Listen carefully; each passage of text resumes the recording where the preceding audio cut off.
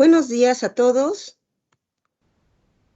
Iniciamos el tercer conversatorio. Les agradecemos mucho que nos acompañen nuevamente en estos conversatorios sobre patrimonio organístico. En este caso, tenemos a otro invitado muy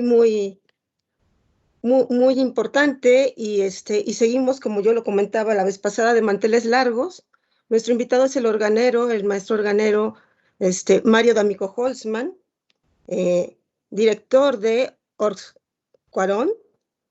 Pero antes de iniciar este breve, ahora sí que este conversatorio, le voy a pedir de favor a la licenciada Ana Berta Miramontes, que es la directora de Conservación e Investigación de la Coordinación Nacional de Conservación del Patrimonio Cultural, que nos brinde unas palabras.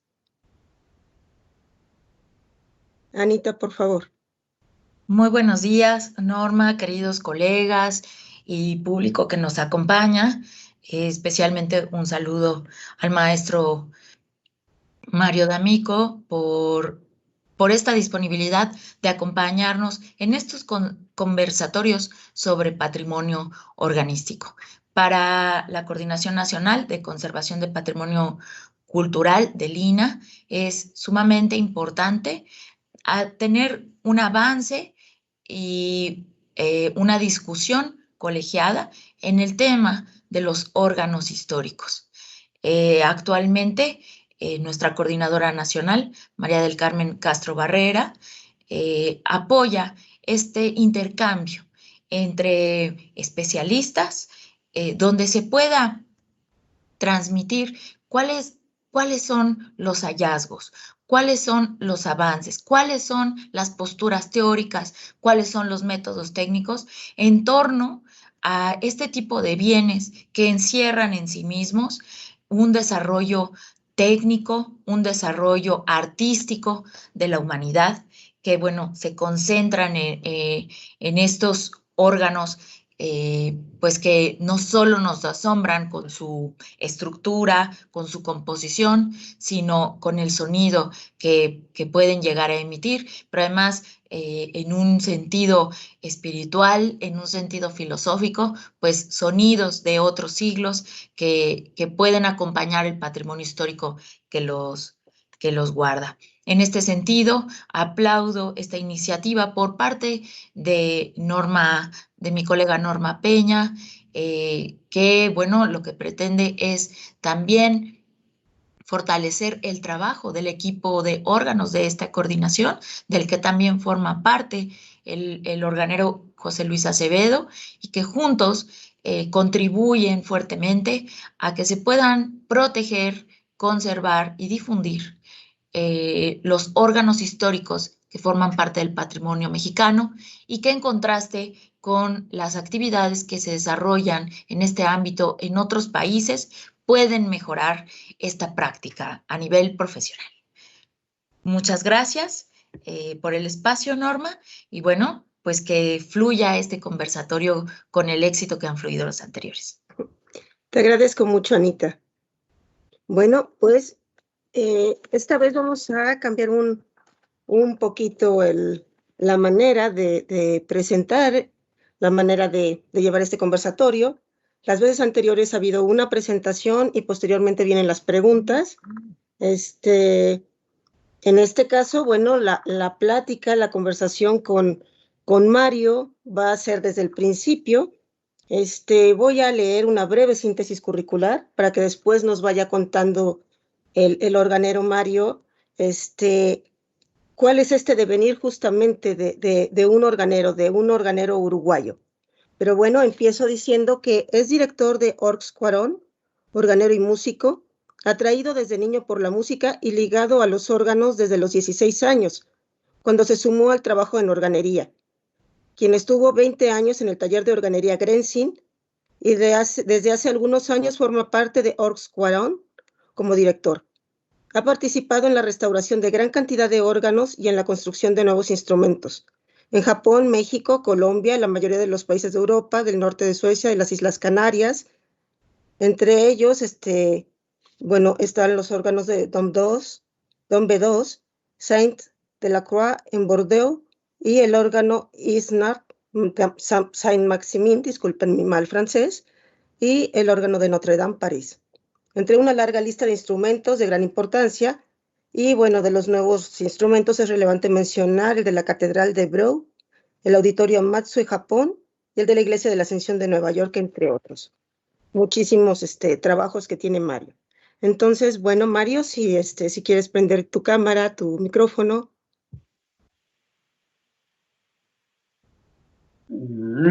¿Se conectó?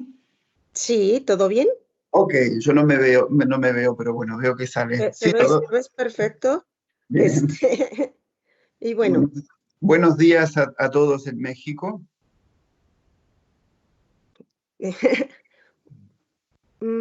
Voy a empezar a poner la presentación, nada más que la carguen, y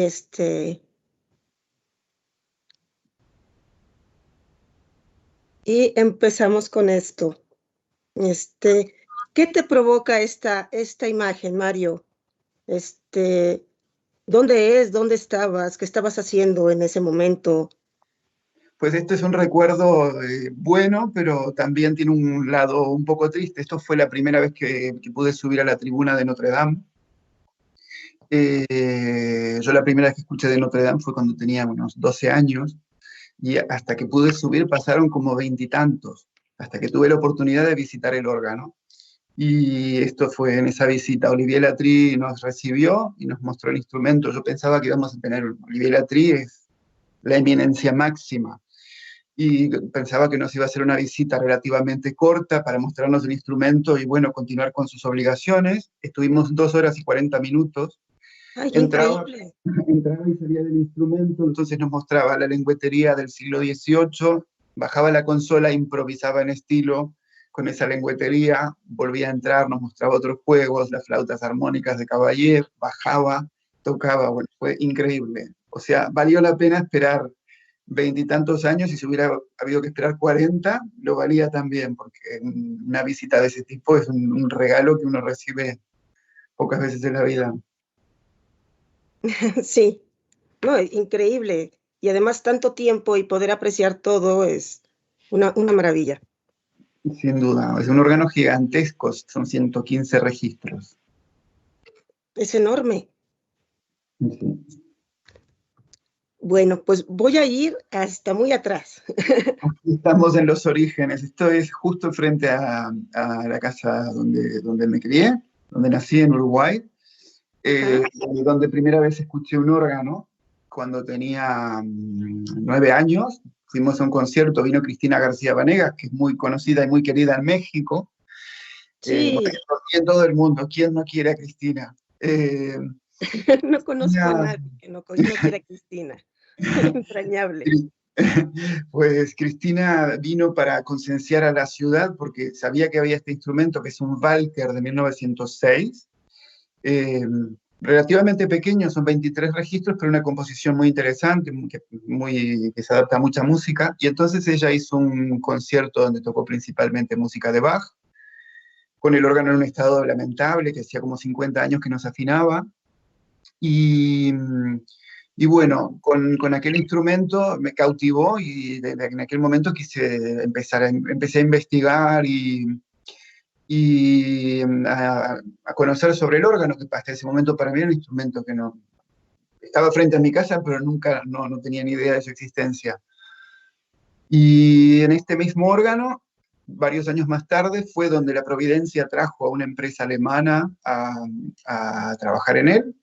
¿Sí? Y yo, sin preguntar si les hacía falta ayuda, yo me presenté y me puse a trabajar, y así fue con mi debut en la organería.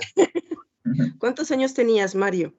Y ahí tenía yo 16 años, sí, 16. ¿Y llegaste y dijiste, yo trabajo, o cómo fue esto? Pues, claro, mis conocidos sabían que yo estaba escribiendo a las embajadas para saber si había una escuela donde yo podía formarme, etcétera. Y entonces una persona que se enteró de que habían venido estos señores alemanes a hacer un presupuesto que los enviaba el gobierno alemán, nadie había pedido nada, era una cosa totalmente providencial, llegó así.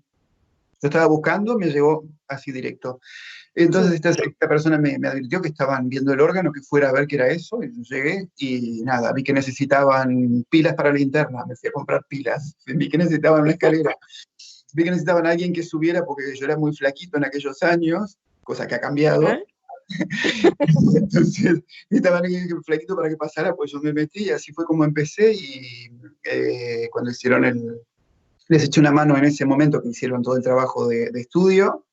Y ya cuando Sí. volvieron, ya me contrataron y empecé a trabajar con ellos, que era la empresa Oberlinger, que era una empresa muy grande de Alemania, que ya no existe. Ahora no sé si están trabajando algo en China, pero era una empresa gigantesca con un museo dentro de la propia empresa, con una sala de conciertos, con un caballecol, con una sala de venta de instrumentos donde habían pianos de cola nuevos, gigantescos, Bösendorfer, de estos que tienen como más notas de lo normal, órganos, clavecines, una cosa impresionante. Yo con ellos estuve muy poco tiempo, pasé por Alemania rápidamente, unos meses, y finalmente conseguí irme a Barcelona para formarme con Grenzing. Entonces la experiencia con la empresa alemana fue muy corta, fue el periodo en esta restauración, que fueron unos meses, y luego 3 meses que estuve por Alemania. Y, O- ok, oye, ¿y cuál es tu relación, tu vínculo con la entrañable Cristina García Vanegas, justamente? Digo, aquí la recuerdo con mucho cariño, supongo que tú más, y como dices, no hay quien no quiera a Cristina, ¿no? y sí, a ella le debo esta vocación, fue como un regalo que nos hizo de venir a concienciarnos de este patrimonio que había en la ciudad. Ajá. Y ella ha sido mi referente, fue quien me ayudó en los primeros pasos, quien me puso en contacto con Gerard Grenzing, quien me alentó, quien me dio fuerzas para irme a Europa, porque claro, en aquellos años previo a Internet no era tan fácil saber cómo pasaban las cosas al otro lado del mundo. Sí, Y, totalmente. y bueno, fue ella quien me ayudó, quien me aconsejó, y digo que es mi madrina artística. Sí, claro. Oye, ¿y estudiaste música? Sí, hice algunos años de piano porque para poder aprender órgano un día, pero como tenía dos manos izquierdas me mandaron a afinar. Hacer cantar las tubos, ok. Y no, sí, bueno, no, me di cuenta, empecé a formarme, cuando empecé a descubrir el órgano, mi primera intención fue en organista. Empecé a estudiar, pero luego me di cuenta que me interesaba mucho más la parte técnica del instrumento que no ser un músico profesional. Ok. Y bueno, hice 5 años de piano y luego cuando me metí a trabajar en los órganos estuve en Barcelona como prácticamente 15 años sin tener un instrumento en casa, entonces fui dejando y ahora, bueno, mejor que toquen los organistas, yo me ocupo del resto. Bueno, pero es muy útil porque tú perfectamente entiendes y además sabes del sonido y no es una cuestión teórica, sino que en realidad tú eres músico y entiendes de estas cuestiones. Te No, sin preguntaba duda, por, te es preguntaba de fundamental. esto. Exacto, eso es medular. Además, otra cuestión que me acuerdo mucho de Cristina cuando la conocí fue que me decía, la música se disfruta, no se sufre. Entonces, si tú vas a dar un concierto, si tú vas a ensayar, si tú vas a, disfrútalo, siempre disfrútalo. Y bueno, pues es como una enseñanza de vida, ¿no? Ujú, exacto, exacto. Sin duda. Y no, es fundamental para poder construir los instrumentos, es fundamental saber tocar, saber qué es lo que uno siente cuando uno toca un repertorio, toca otro, una época, otra época.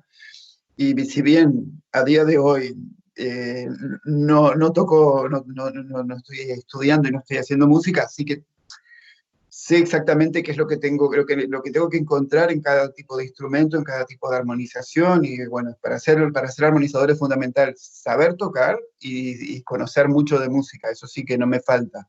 Soy un melómano obsesional, obsesivo, y ese lado está bien completo.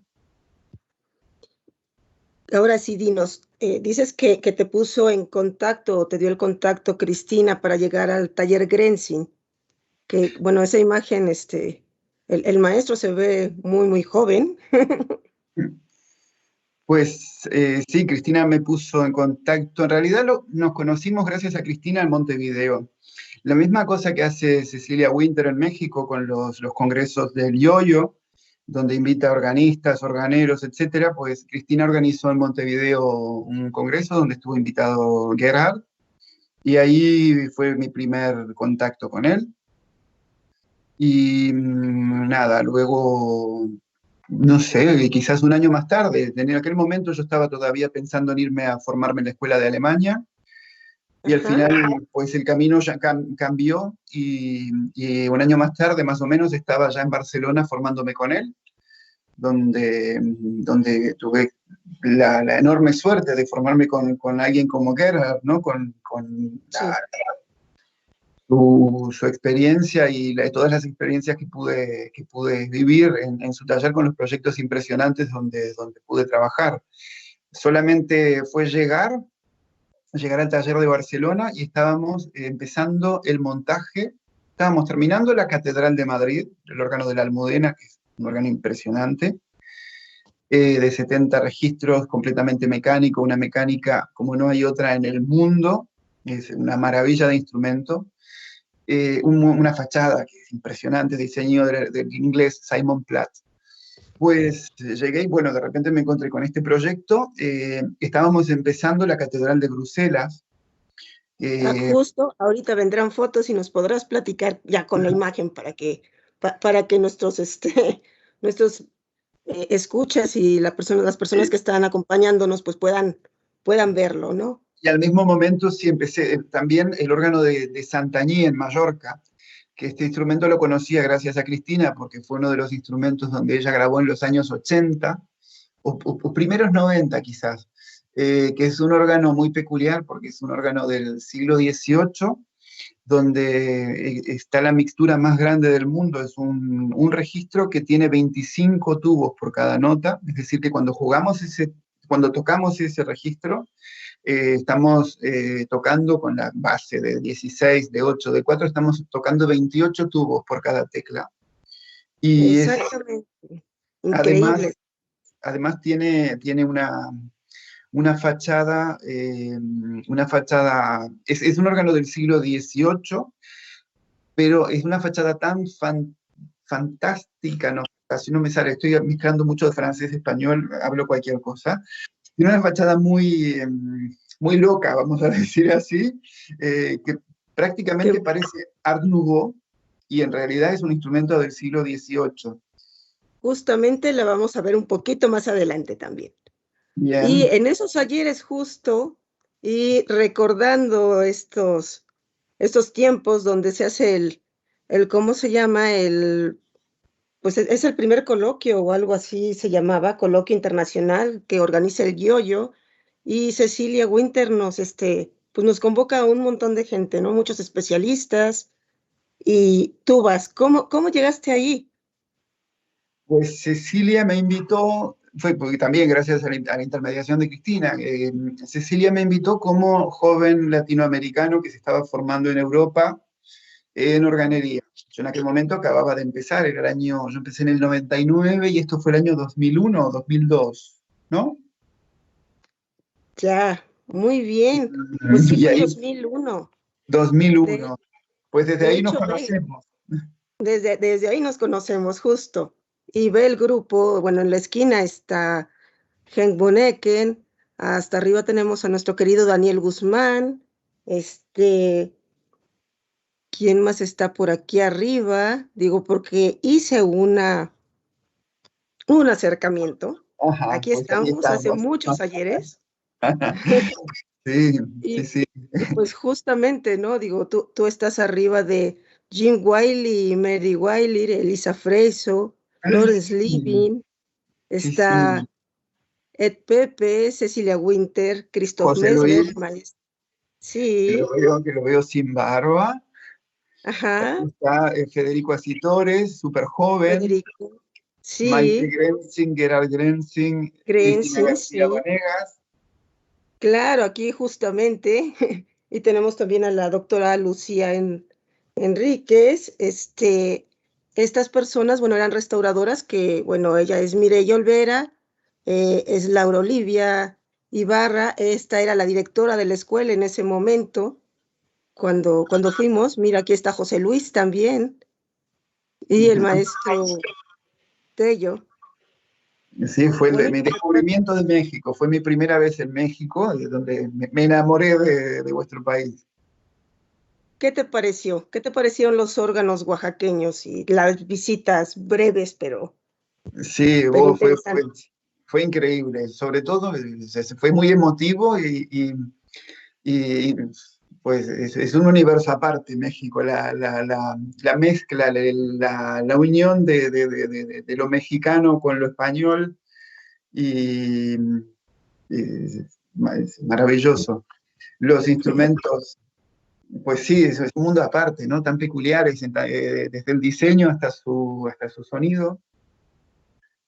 Pero sobre todo la experiencia humana fue increíble, descubrir tanta gente querida y el recibimiento que tuvimos cuando íbamos a los pueblos, que de repente me acuerdo que fuimos a pueblitos que estaban como muy lejanos, perdidos, y llegamos y estaban esperándonos con la banda y bueno, se nos caían las lágrimas. Me acuerdo con Federico Asitores y nos caían las lágrimas en uno de los pueblos donde llegamos y nos recibieron de aquella forma.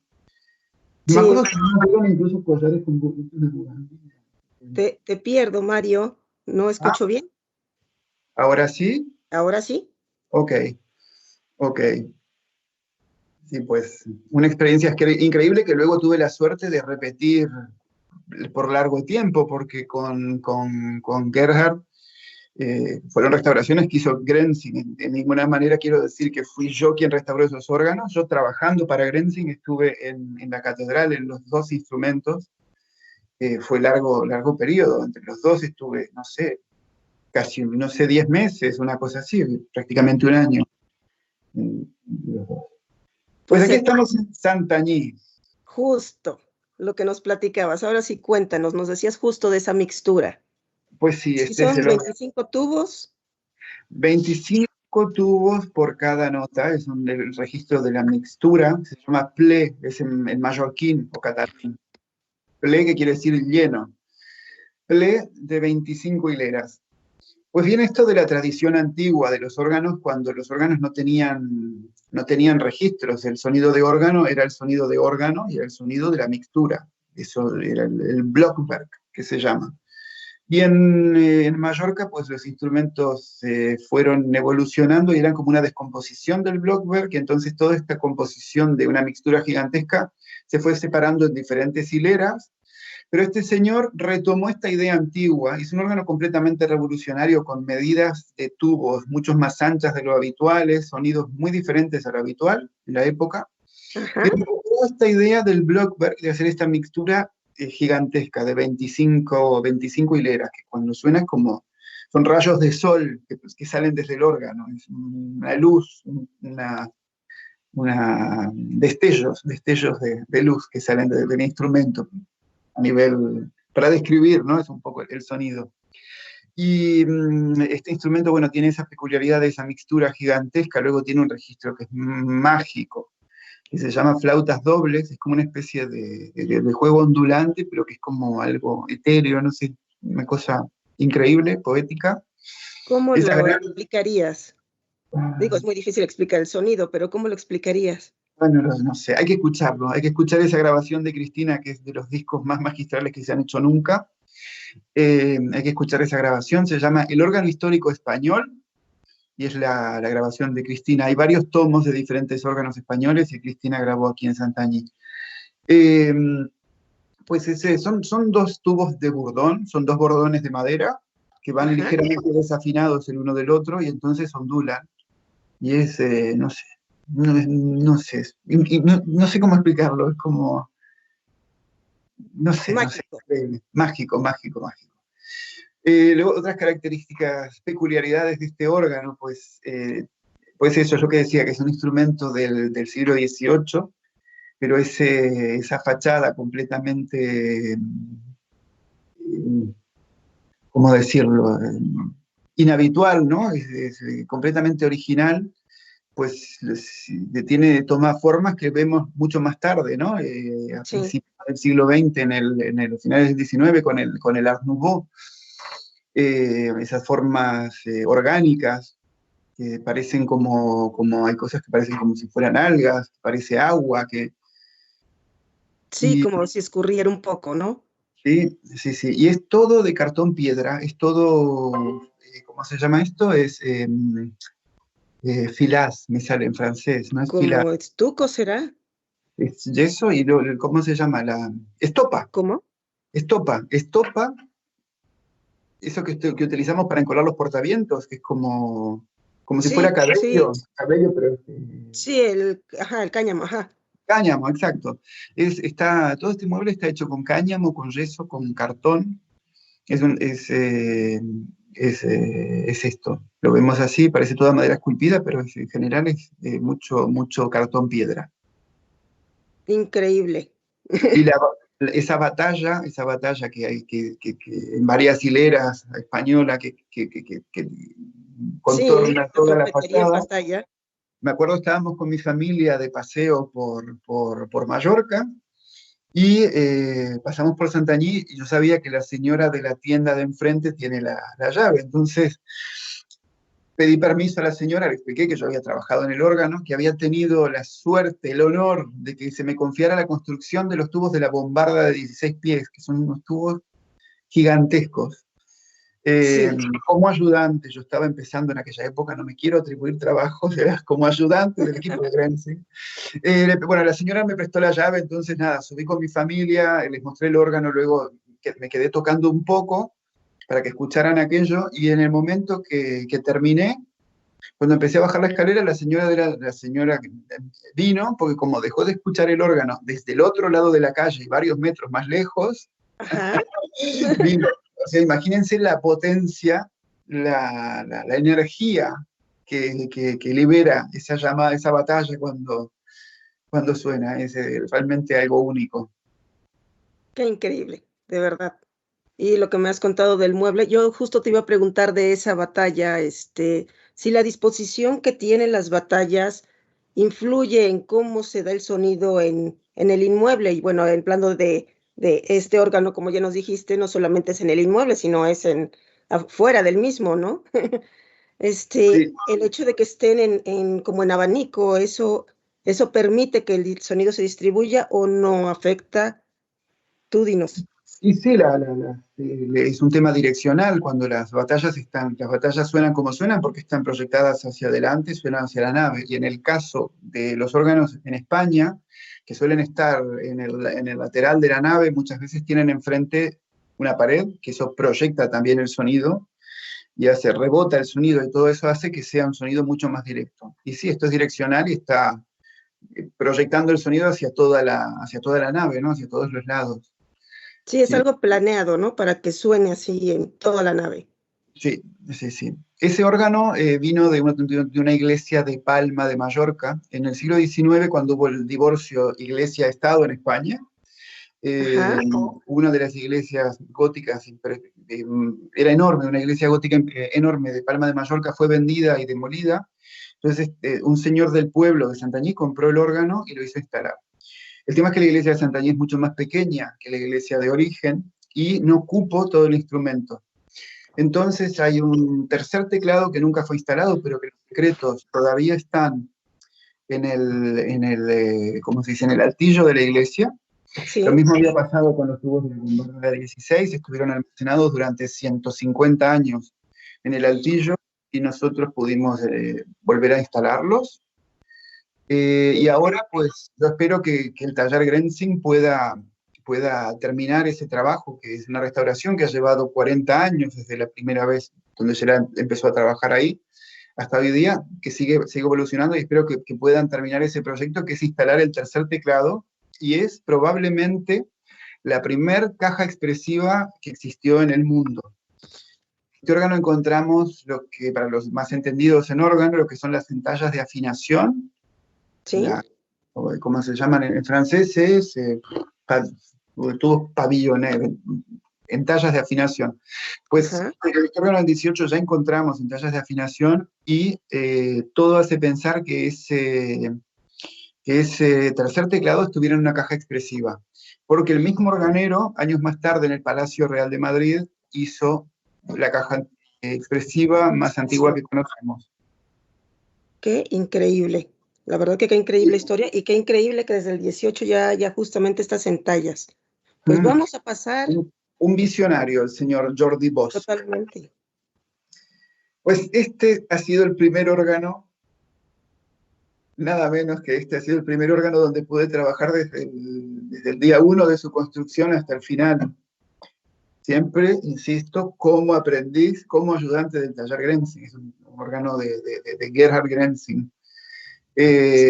Cuando llegué al taller, evidentemente, sí estaban los tuberos que estaban empezando a hacer los tubos. Yo ayudé a Michael Jean, pues porque es como alemán-francés, a construir los fuelles. Aprendí mis primeros fuelles. Los primeros fuelles donde trabajé, donde aprendí, fueron los fuelles de este órgano. Son unos fuelles cuneiformes gigantes. Y pues este instrumento revolucionario para la catedral, muy inspirado en la tradición, evidentemente, porque conocemos otros instrumentos con este formato, como el de la catedral de Chartres, en Francia, por ejemplo. La problemática que había en esta catedral era que en la tribuna, había una tribuna con un órgano del 19 que ocultaba un vitral de la época de Carlos V. Y cuando restauraron toda la catedral, consideraban que era una pena tener este instrumento que era un neogótico un poco no demasiado interesante. Bueno, en Uruguay un mueble neogótico es un patrimonio increíble, fantástico, que vamos, lo guardaríamos a muerte, pero aquí en Europa, como tienen tanta variedad de cosas, pues dicen, bueno, ¿qué hacemos? Este mueble neogótico, este órgano neogótico con esta tribuna neogótica, o dejamos el vitral original de la época de Carlos V, del Renacimiento, y al final decidieron liberar, entonces quitaron el órgano del 19 y la tribuna, y hicieron un concurso donde Grenzing presentó este proyecto que hace 1,10 metros de profundidad, un órgano de 65 registros con 1,10 metros de profundidad, un instrumento enorme en un espacio mínimo. Muy pequeño. 100% mecánico, incluso las torres laterales que vemos, donde es la tubería de pedal, incluso eso se toca de manera mecánica. Y justo te iba a preguntar por las torres laterales, cómo llegaba, cómo se conectaba, y pensé, la verdad, que era neumático o que tenía otro tipo de, pues sí, otra característica, no pensé que fuera mecánico. sí, en aquella época ahora ya volvimos un poco hacia atrás en lo que es la tradición organería, hacia atrás en el siglo XX, pero en ese momento hacer cualquier cosa que fuera de transmisión eléctrica era como muy mal visto en el año 2000, 1999-2000. Entonces, pues de los grandes intereses de este instrumento es que es 100% mecánico. Hay unos hilos metálicos que van desde el órgano central hacia las torres laterales, y ahí llega la tracción de pedal. Luego el tirage de jeu, como se dice, la mecánica de registros, sí que es eléctrica, que tiene un combinador. Pero todo el sistema mecánico de la transmisión de notas es una obra de ingeniería magistral que hicieron en el taller Grenzing. Es un instrumento increíble, una proeza de la técnica, y tuve la suerte de haber trabajado ahí en el taller, evidentemente, en la armonización, en el montaje, y luego a Bruselas fui para descargar el primer camión que llegaba, y me fui en los últimos días de la armonización. Fue divertido. Cuando estábamos trabajando ahí, hicieron una exposición con tapices belgas que habían pertenecido a Isabel la Católica. Y los habían colgado en los arcos. Entonces debajo del órgano habían 3, me parece, o quizás había uno, y no sé, pero justo en el medio, debajo del órgano, había uno. Y tuvimos un accidente donde cayó un tarro así, un bote así de grande de aceite de linaza. ¡Ay, qué barbaridad! Nos sacamos la camisa, el pantalón, una manta para intentar escurrir aquello que estaba cayendo de lo que era la tribuna. Y porque claro, la desesperación de lo que sabíamos lo que había debajo. Y bueno, por suerte pudimos escurrir bien, y caía una gotita durante un día, siguió cayendo una gotita de aceite, y caía y pasaba a esta distancia ¡Ay, qué susto! del tapiz de Isabel la Católica. ¿Se imaginan lo que hubiera podido llegar a pasar? Y Ay, entonces, al día siguiente vinieron los reyes de España, que estaban en Bruselas en visita oficial. Vinieron los reyes de España y los reyes de Bélgica a visitar la exposición y a escuchar el nuevo órgano español que está. órgano. Claro, porque la tradición, ¿no? Fue el reino, en una época fue un solo reino, en la época de Carlos V era España y Bélgica. Sí, Bueno, claro. no era Bélgica en aquel momento, pero bueno. Y entonces, pues estuvieron por ahí, saludamos a los reyes y nada, estaban maravillados con el instrumento, la gotita de aceite, no tocó los tapices, ni cayó encima de la reina, ni nada, todo pasó bien. Ay, Y fue un trabajo súper interesante con todos los organistas expertos de la Comisión de Bruselas. Estaba Bernard Faucruel, que es una figura de primera línea. En aquel momento era el director de la ópera de Bruselas, pero es organista, compositor, director del Festival de Aix-en-Provence. Es una figura importantísima del mundo del órgano. Pues trabajamos con ellos y fue súper enriquecedor, ¿no? Trabajar con este tipo de gente en la evolución del instrumento. Y a mí como me tocaba tocar para estas figuras que venían a ver el órgano, ajá. escucharlo de lejos, y claro, no sé, era pánico, sufrir pánico de tener que tocar para Bernard Faucruel, para Jean Ferrat, para quien viniera a la catedral. Oh, por Dios. Ahora sí que tenías que practicar y tenías que, tenías que tocar. Oye, ¿y los tubos? ¿Qué tamaño tienen los tubos de mayor tamaño? Pues son los tubos que vemos en la fachada, son en la torre lateral izquierda vemos el Do 1 de 16 pies. Ok, Yo, sí.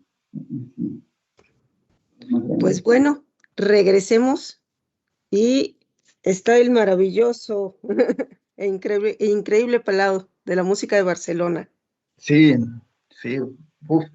Es un hermanito, este órgano es un hermanito del órgano de mi ciudad, de Paysandú, del órgano que vimos en la primera foto. Ah, Este fue terminado en 1908 y el de mi ciudad creo que, no sé, es en 1906. Son prácticamente el mismo órgano, porque Walker ya sabemos que era una sí.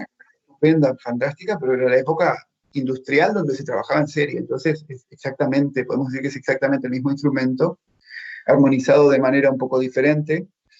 Y sí, también fue uno de los trabajos de los que tuve la suerte de colaborar al principio de mi etapa en Barcelona.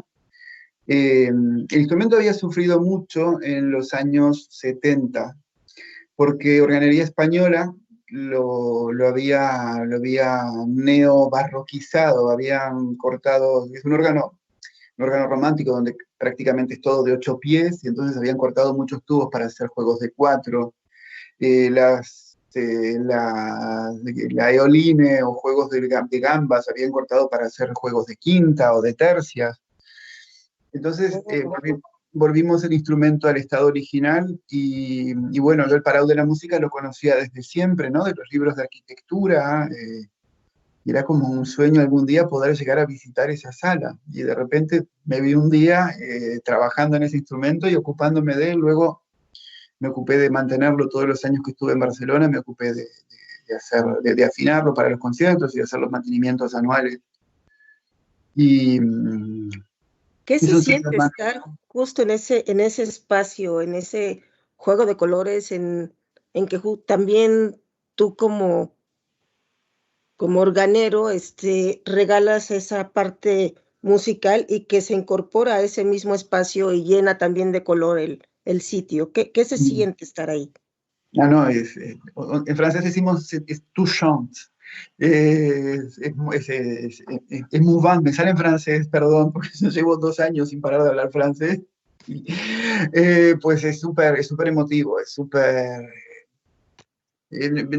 no es orgullo la palabra, porque no es orgullo de colaborar en eso, honrado, no sé, me siento honrado de haber podido participar en este sitio, de devolverle el sonido que correspondía con esa arquitectura. Había un debate entre los organistas españoles de qué hacer con ese órgano, si despacharlo y hacer un instrumento nuevo que permitiera tocar todo el repertorio clásico, que era lo que estaba más de moda en esos años antes de la Restauración, o si devolver el órgano tal como era, mismo si no era el órgano más deseado por el público, sobre todo en Barcelona, que durante la Guerra Civil sufrió la pérdida de tantísimo patrimonio, y lo que se buscaba era tener instrumentos más versátiles. Por suerte se decidió conservar ese instrumento, que es el instrumento que tiene el sonido que corresponde con esa arquitectura, con esa época, y es una unidad. Después, la realidad, acá vengo yo con mi... la realidad es que la sala es maravillosa, es mágica, uno llega, ve toda esa luz, ese color, esa magia, todo eso, esta locura de esos años de principios del siglo XX, ¿no? Donde en lugar de ir por el racionalismo que vino después, estaban todavía en todo el colorido, y vitrales, y iluminaciones y cosas. Ahora, en el Palau nosotros vamos para ver los conciertos. Para escucharlos, mejor ir a otra sala. Bueno, es un poco como en el Palacio de Bellas Artes de México, que me acuerdo Sí. que en la inauguración salió en prensa que decía que el organista italiano que inauguró el órgano tocó de maravilla, que vinimos 2 veces, el primer día para verlo tocar y al día siguiente para escuchar cuando llegaba el sonido. Era una cosa así, era el comentario, que también es un Walker el órgano que había en el Palacio de Bellas Artes de México. Y bueno, la acústica, han hecho grandes mejoras en las intervenciones que hicieron en los años 2000, poniendo suelo más reflectante, pero no es la acústica ideal. Bueno, nunca un auditorio nunca es la acústica ideal para un órgano. Sí. Pero bueno, vale la pena. Quien vaya a Barcelona no se pierda ir al Palau de la Música porque es mágico. Voy mientras a interrumpirte y comentarte, bueno, algunas cuestiones que han estado escribiendo las personas que nos están acompañando. Cristina Noguera manda saludos. Diana Roque dice, increíble la pasión del maestro Mario, un gusto, saludos desde Oaxaca, México. Mirna Velázquez dice, ¿cómo se distingue de qué siglo son los órganos? Y qué colorido y qué es hermoso el Palau de Barcelona. Julissa Romo, qué hermosos espacios de trabajo, felicidades. No sé si nos quieres decir en breve, contestarle en breve, cómo se distingue de qué siglo son los órganos, en qué te fijas. Claro, no es algo que sea algo de fácil, y se aprende en 2 minutos, ¿no? No, pero bueno, cuando vemos la caja ya sabemos a qué época pertenece, salvo que te encuentres con cosas demasiado raras, que las hay, las hay. Hay veces que te desconcierta, ves una caja que te desconcierta y pensás que es de una época y resultó que no, que estás totalmente equivocado.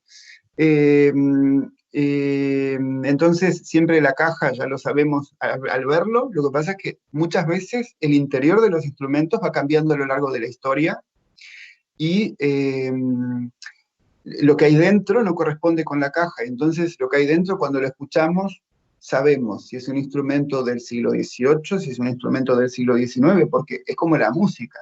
La música barroca se tocaba con el clavecín, la música del periodo clásico ya empezó con el fortepiano, luego el piano contemporáneo con la música romántica y el color de la orquesta cambió completamente. Entonces, cuando conocemos los instrumentos, incluso detectamos la época y el país. Y luego, incluso ya detectamos también el constructor. Por ejemplo, yo, que pasé 20 años en Grenzing, yo escucho, y de Grenzing hay muy distintos, porque hay instrumentos que son completamente distintos unos del otro. Yo escucho cuando pasan en la radio y yo sé, claramente, eso es un Grenzing. Lo mismo con Quaron, ahora, cuando escucho un Quaron en la radio, yo sé perfectamente que es un Quaron y no puede ser otra cosa.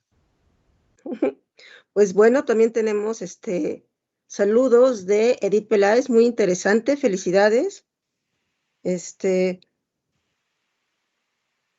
Marco, felicidades Mario, ¿qué relación hay entre la acústica del espacio y el órgano? Pues es todo. Es todo, porque depende de la acústica, es como vamos a trabajar los tubos. Vamos a decir que el mismo tubo puede sonar de 1000 maneras distintas. Y el arte del organero, el arte del armonizador es el regular ese tubo para crear el mejor sonido o el sonido deseado y crear esa mezcla entre todos los sonidos que vamos a juntar en el órgano. Si vamos a trabajar un órgano en una iglesia donde hay una acústica generosa, vamos a trabajar la tubería de una manera que la tubería va a excitar esa acústica y va a desarrollar, la acústica va a desarrollar el sonido. En una sala de conciertos o en un órgano de una casa, por ejemplo, que también hay muchos instrumentos en mansiones y cosas de este tipo, vamos a trabajar de otra manera porque ahí, como no hay una acústica que va a desarrollar el sonido, el tubo lo tiene que dar todo. Entonces vamos a trabajar de maneras muy distintas. En una iglesia vamos a hacer tubos que son mucho más, van a tener muchos más ruiditos, muchos más parásitos, van a tener otro tipo de color. Y en un órgano de sala vamos a hacer un sonido mucho más puro, más limpio y depurado, para que lo dé todo, toda esa fundamental, toda esa redondez, la dé naturalmente el instrumento solo, sin la ayuda de la acústica. Porque si trabajamos de la misma forma en una iglesia, luego va a ser demasiado, vamos a ir a un extremo del instrumento, no va a ser claro, no va a hablar de manera nítida, no va a ser lisible. Vamos a escuchar un sonido que no tiene un diálogo, es como algo turbio. Beatriz Isela Peña dice, saludos maestro Mario, una trayectoria genial y felicitaciones a los organizadores. Te voy a hacer la pregunta, pero la voy a guardar cuando hablemos de Notre Dame. ¿Qué se sintió cuando dijeron que iban a desmontar el órgano de Notre Dame? Esa pregunta yo creo que la guardamos y en un ratito la contestamos. Y bueno, vamos a seguir con nuestro viaje y llegamos a nuestros maravillosos, bellos órganos gemelos. México, México. En la Catedral Metropolitana. Una maravilla completa. Sí, también fue uno de los instrumentos que descubrí todo al principio, cuando empezaba a interesarme, en el libro de música de la escuela secundaria de mi hermana, como ejemplo, había un órgano renacentista de Salamanca, la foto de un órgano renacentista de Salamanca, y la foto de esta batalla de la Catedral de México. Sí, que la batalla de atrás. Pues sí, fue impresionante, pues son instrumentos míticos, ¿no? Son instrumentos donde soñamos donde quizás algún día poder ir a verlos, y de repente tuve la suerte, gracias al maestro Grenzing, de poder trabajar para él y trabajar en estos dos instrumentos que trabajamos mucho en Barcelona, en la restauración, y luego la parte de la armonización la hicimos en las salas de la catedral y luego en la iglesia. Primero hicimos el Evangelio, donde estuve trabajando mucho más como ayudante, y en el de la epístola sí que tuve un papel más importante como armonizador. Platícame del Evangelio, digo, porque yo estuve un poco fuera de esto de los órganos un tiempo, y justo con el órgano de la epístola regresé, y fue cuando nos reencontramos, de hecho, y todo. Pero platícame del Evangelio, ahora sí que qué retos hubo, al principio, cómo se encontraba el órgano, la cuestión del incendio, cómo afectó los tubos, y qué tanto trabajo hicieron allá en Barcelona, qué tanto tuvieron que hacer acá directo. Pues supongo que tengo gente aquí en el público que sabe incluso mucho más que yo sobre el incendio y los muebles, pero bueno, fue un milagro de que el fuego alcanzara, vamos a decir, apenas quemar las cajas y fundir la fachada, pero que la tubería interior se haya salvado. Muchos tubos se fundieron hasta la mitad porque el entablement, en francés, ¿cómo se dice? La parte baja del mueble escondía del calor directo la parte más grande de la tubería que estaba sobre el secreto. Entonces, milagrosamente se pudieron salvar los órganos, y me acuerdo cuando llegamos, sí que era muy chocante. La primera vez que los vimos era muy chocante el ver estas cajas todas carbonizadas, todo negro, y las estatuas de la parte alta que estaban mutiladas, que faltaban trozos, porque cuando se restauró en los 70s,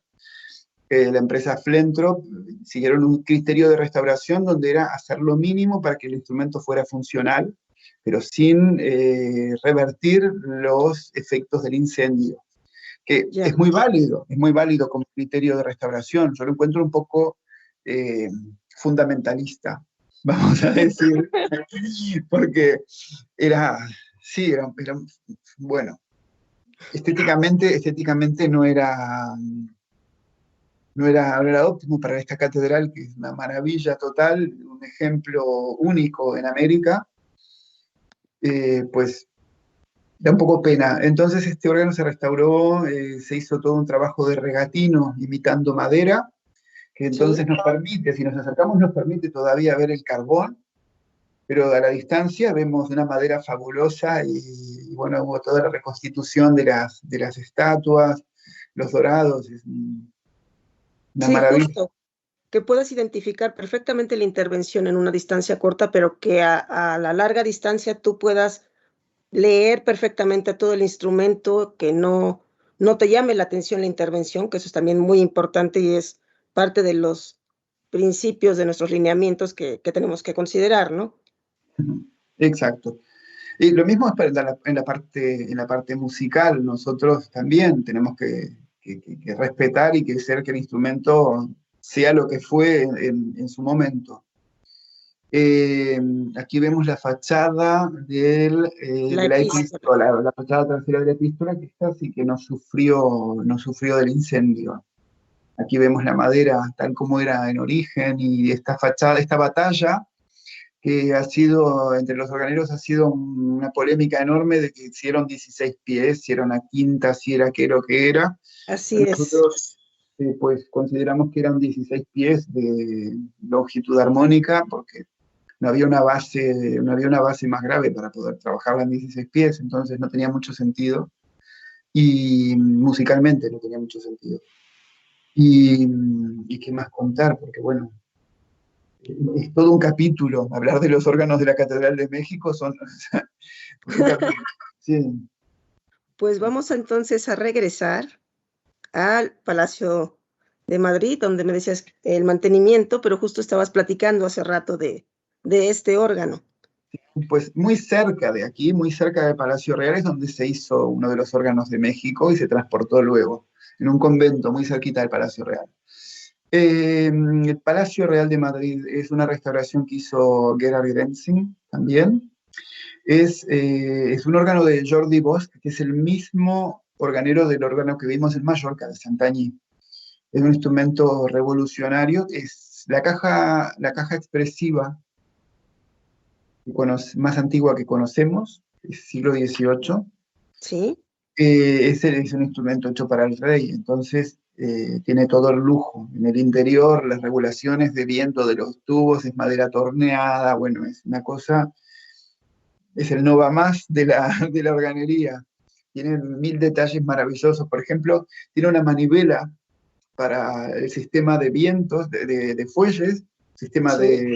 de bielas, y entonces cuando hay viento hay una serpiente que saca la cabeza por un agujerito. ¡Ay, qué lindo! Entonces justo al lado de la manivela vemos la serpiente que asoma la cabeza. Y si el órgano empieza a faltar de viento, para advertirnos que hay que Se dar más, extiende. más fuerte, salir de fuego. Y bueno, es un instrumento que a nivel musical es totalmente revolucionario. Cuando lo escuchamos, hay juegos que diríamos que es un órgano del siglo XIX, bien pasada la mitad del siglo XIX, sin embargo es del siglo XVIII. Es como un avance, una predicción de lo que sería la organería un siglo más tarde. Tiene la particularidad que tiene lengüetas de 32 pies en el teclado. Ajá. Esto lo vemos en instrumentos gigantescos, mucho más tardíos. En ese momento, este tipo de cosas no se veían. No me acuerdo si aquí en el Palacio Real se llama trompeta imperial, o quizás es en la Catedral de Toledo, que en 32 se llama trompeta imperial, no recuerdo ahora. Pero, Sí, pero bueno, imaginen pero es la- enorme. No, es digo, yo la viéndolo no potencia. lo hubiera pensado como 32. No, no es enorme, el problema es este, que es pequeño y el instrumento es gigante y está en un espacio pequeño. Es Sí. otra proeza de la ingeniería lo que hizo este señor en aquella época. Hay tubos que son con codos que vuelven a bajar, que salen hacia adelante. Es increíble, increíble, increíble. Y es de los primeros instrumentos que conocemos con una carpintería metálica. Que para aprovechar el espacio, en lugar de poner vigas de madera y columnas de madera, este Sí. señor pues construyó una carpintería metálica ya en el siglo XVIII para sostener los secretos, etcétera, para ganar espacio. Es un instrumento totalmente revolucionario. Y es un instrumento que, como está en el Palacio Real de Madrid, ha estado protegido de sufrir que estuvieran en estado de abandono y que gente viniera a ponerlo en marcha sin tener los conocimientos técnicos necesarios y que hiciera más daño de lo que hubiera hecho de beneficio. Es un instrumento que ha llegado hasta nuestros días intactos y Gerard hizo una restauración increíble y tenemos el instrumento tal como era en su momento. Pues me has dejado impactada. Me refería a que es enorme, 32 pies, considerando el tamaño que se ve de órgano. Bueno, es de mano derecha, el 32 pies es para la mano derecha, no, no hay realmente la continuación de mano izquierda, pero bueno, igualmente, De igual modo, igualmente. la Y Catedral de Sevilla. en En general, esta tengo duda. Son dos órganos, bueno, este es el mismo, pero son dos órganos en la catedral, es uno. sí, son dos, tienen 4 fachadas, como en México, y lo que tienen de plus que en México es que tienen 4 caderetas. Hay doble cadereta en el coro, como en México, y Ajá. luego hacia el lado de las naves laterales también tienen caderetas. Este instrumento, el que estamos viendo en la foto exactamente, sí, que estamos viendo en la foto, pero bueno, son simétricos, o sea que da igual, en realidad es lo mismo. Este que vemos en la foto, lamentablemente, en el siglo XIX, 1890 aproximadamente, la columna que vemos a la izquierda, la columna que sostiene la cruz de transept, ¿cómo se llama? La El bóveda, transepto. la cúpula, el transepto. Esa columna tuvo problemas de cimentación y se fue hundiendo hasta que en el momento colapsó y se fue al suelo con el órgano y se fue al suelo con el transepto.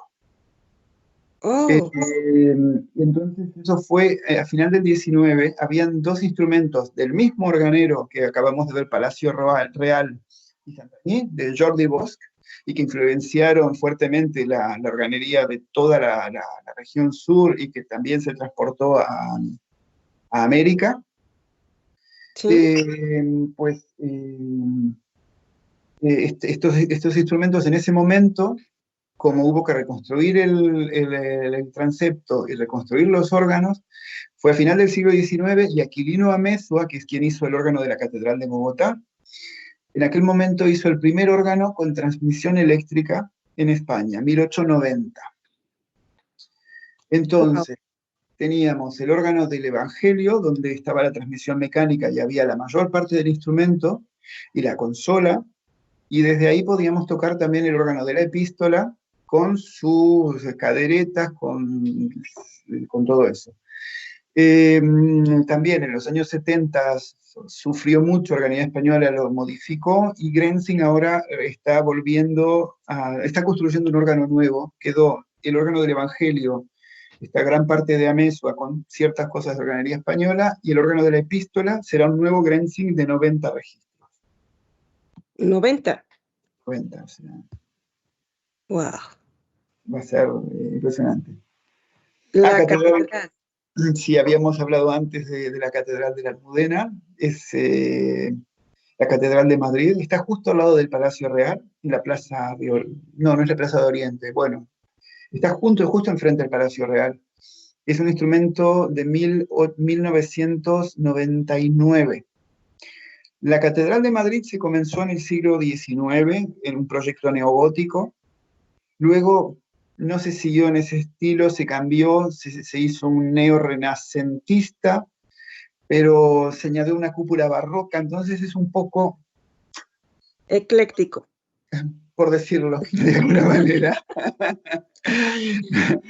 Y bueno, y como ven, las pinturas del interior son súper modernas, que funcionan muy bien con el órgano y en contraste con el neogótico de la piedra. Yo creo que eso es un gusto personal, y encuentro que es un acierto esa parte del instrumento. Y es un instrumento muy potente, con una mecánica fabulosa, y la batalla, que en la foto parece pequeñita, pero gigantesca, es el imperio, es el imperio español representado en una batalla. Es impresionante. Yo un día invité unos amigos, estaba haciendo el mantenimiento del órgano, invité unos amigos que nunca habían escuchado un órgano de cerca, Sí. y cuando estábamos ahí en la consola, preparé un tutti con la batalla, con todos los discos. Cuando toqué el acorde, mis amigos se agarraron de la barandilla porque pensaron que era un accidente lo que estaba pasando, del estruendo tan fuerte. No, es émouvant, es touchant, como se dice, realmente emociona mucho la, Sí. la, la fuerza, la energía que libera. Es como sentir la música adentro. O sea, en realidad no es una palabra, sino es un con todo el sentimiento. cuerpo. Con todo el Y lo cuerpo. sentimos con todo el cuerpo, porque tiene esos graves y esa energía que libera. No es tanto la fuerza, no es simplemente merocho, es fuerte, no, para nada. Es una energía que te hace vibrar todo el cuerpo y que emociona. Aquí tenemos justo, que hablabas hace rato Bien, también. restauración de Grenzing, también Sí. restauración de Grenzing, trabajé en este instrumento. Esto es en Portugal, Arouca. Es un edificio que es, no sé si conocen el Escorial en España, imagino que sí, porque Sí. es famoso, este monasterio renacentista del Renacimiento español, ¿no? Que es tan austero. Comparamos Renacimiento español, Renacimiento francés, y en Francia parece que ya estaba prácticamente en el barroco, y España es la austeridad total, tan depuradas, el estilo herreriano. Pues Sí. el monasterio de Arouca es el segundo edificio de granito más grande de la península ibérica, que es seguido del Escorial. Y pues en este edificio había un gran convento que pasó al abandono en los años 30. Sin embargo la iglesia siguió en uso, y está este instrumento que es muy peculiar, que tiene la influencia de la época, la moda en el siglo XVIII de los ¿cómo se dice esto? Orientalismos. Entonces esos paneles que vemos como rojos y verdes en la parte baja son chinoiseries. Hay pagodas y Ah, todos elementos chinescos, y en la parte alta pues sí, todos elementos europeos y dorados. Un instrumento súper interesante también, doble 16 pies en el teclado, y tiene una trompetería, la trompetería que vemos a la derecha hacia el lado se llama trompeta marina. Es una doble trompeta armónica, es un juego que canta en 8 pies, pero los resonadores corresponden a la longitud de 32. ay, qué interesante. No conocía, nunca había visto, súper interesante. No, Y ahí hay un organista que se llama Nicolas Roger, que fue alumno de André Soir, que es un enamorado y un apasionado del instrumento, y realmente eso es una cosa que echo mucho de menos, hacer el mantenimiento de este órgano. Y aparte, siendo uruguayo, confieso que la mejor carne del mundo está ahí, Arouca, en Portugal. Ni en Uruguay ni en Argentina. Pues sí. te pueden colgar por ese comentario. Oye, tenemos Radio France. Sí, Radio France es un órgano de ¿Qué Grenzing tanto? también. Ajá, ¿qué hicieron en Radio France? Pues aquí el complejo de la Maison de la Radio es un edificio de los años 50, es un edificio circular con una torre, muy moderno en la época, y sigue siendo súper interesante. pero estaba ya un poco cansado el edificio, vamos a decirlo así, entonces están haciendo refrescando el edificio. Faltaba un gran auditorio. Estaba el Estudio 104, que es un estudio mítico donde hay miles de grabaciones de orquesta, que las escuchamos en Radio France bastante seguido, las grabaciones históricas. Es como el Estudio 104 es como una de las salas de cine de las que veíamos, de las que vemos en México. Una sala de cine un poco grande. Pero faltaba un verdadero auditorio. Entonces se decidió a demoler 2 salas pequeñas y hacer el nuevo auditorio de Radio France. Y Sí. Grenzing construyó este instrumento a partir de planos, que es una cosa bastante delicada de proyectar un órgano en una sala que todavía no existe, en una acústica que todavía no existe. Cuando uno crea instrumento, uno puede ir a escuchar y luego construir, y entonces es muy delicado. Fue un proceso súper largo, difícil, pero bueno, el resultado es súper bueno. Y aquí, pues, esto también fue uno de los momentos muy emotivos de mi vida. Yo me acuerdo de haber escuchado, no sé si conocen el concierto de órgano y orquesta de Francis Poulenc, órgano, timbales y orquesta. Es música de los años 30 del siglo XX. Es una obra que para mí totalmente que me toca profundamente. Me acuerdo la grabación que tenía de Radio France, de la Orquesta Nacional de Francia, con Maurice Duruflé a la consola, tocando el órgano. Y de repente, 20 años más tarde de haber descubierto esa obra, 20 años más tarde me veo inaugurando un órgano en el que estuve participando activamente en la armonización, con la Orquesta Nacional de Francia y Olivier Latry, que fue, entre otros, alumno de Maurice Duruflé. Y me encuentro en aquella situación de repente, claro, pensaba, 20 años atrás, fantasear con que un día estaría inaugurando en París este instrumento, un instrumento así, era como totalmente Sí. irrealizable. Y de repente me viene aquel momento y bueno, claro, una emoción enorme, ¿no? Haber participado en ese proyecto, que es uno de los grandes instrumentos que ha hecho el maestro Grenzing. Sí. Pues bueno, voy a continuar leyendo. Sol dice, saludos desde Cuautlatcingo, excelente charla. Edith Peláez dice que cuando visite de nuevo la Catedral de México ya no va a ver los órganos de la misma manera, que la información que has compartido es excelente.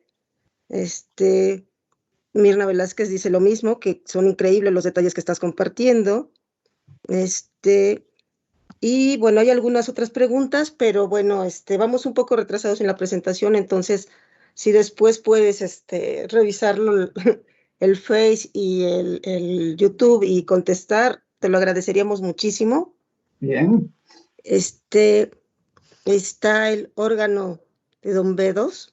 Digo, Pues los que tenemos algo llegamos con es como un icono.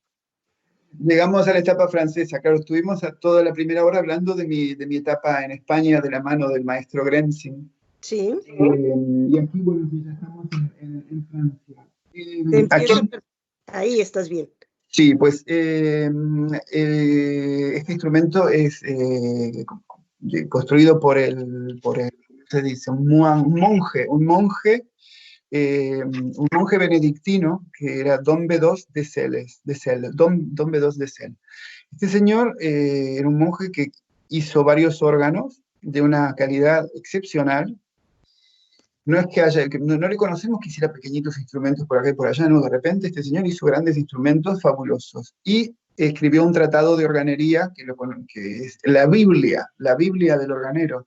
Y todo lo que está descrito ahí, a día de hoy lo seguimos utilizando y aplicando y no hace falta nada más. A partir de ahí...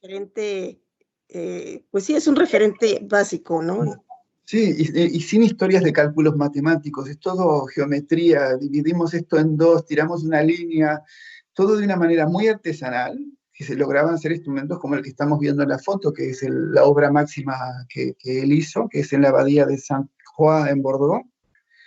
Este instrumento, como en Francia, lamentablemente, la tradición del órgano siguió siempre muy viva y siempre hubo mucho dinero. Y entonces digo lamentablemente porque esto llevó a que los instrumentos fueran modificados y adaptados al gusto de cada época. Este instrumento, un día Pascal Coiron, que es quien me invitó para venir a formar parte de su equipo y dirigir su taller, porque él quiere, paulatinamente, ya se jubiló y paulatinamente va retirándose de la organería.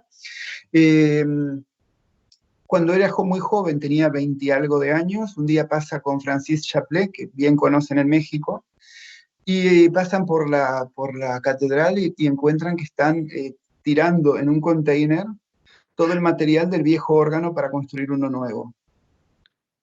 Oh, Dios. Y tubería y todo se iba a un container. Entonces, automáticamente contactaron con las autoridades de patrimonio francesas para prevenirles, para advertirles de que un instrumento de un gran valor histórico se estaba yendo a la basura por manos de gente que no tenía ni idea de lo que estaba tocando. Y entonces pudieron frenar de que eso se fuera a la basura, pudieron contactar con los organeros que habían trabajado antes en el instrumento y pudieron recuperar prácticamente, no toda la tubería, pero gran parte de la tubería histórica, pudieron recuperarla. Los secretos pudieron recuperarlos. La mecánica había desaparecido, pero como existen los libros, se pudo reconstruir exactamente como era. Y fue una de las obras que a muy temprana edad, Pascal Coiron realizó de manera magistral y que lo ha proyectado y que ha hecho de él uno de los organeros como referentes del siglo XX-XXI. Y ahora, pues, yo había un error en el texto, yo no he trabajado en la restauración de este órgano, pero hoy día tengo el honor de ocuparme de mantenerlo, de protegerlo. Y cada visita es también un aprendizaje, una escuela, es un instrumento que nos enseña cosas.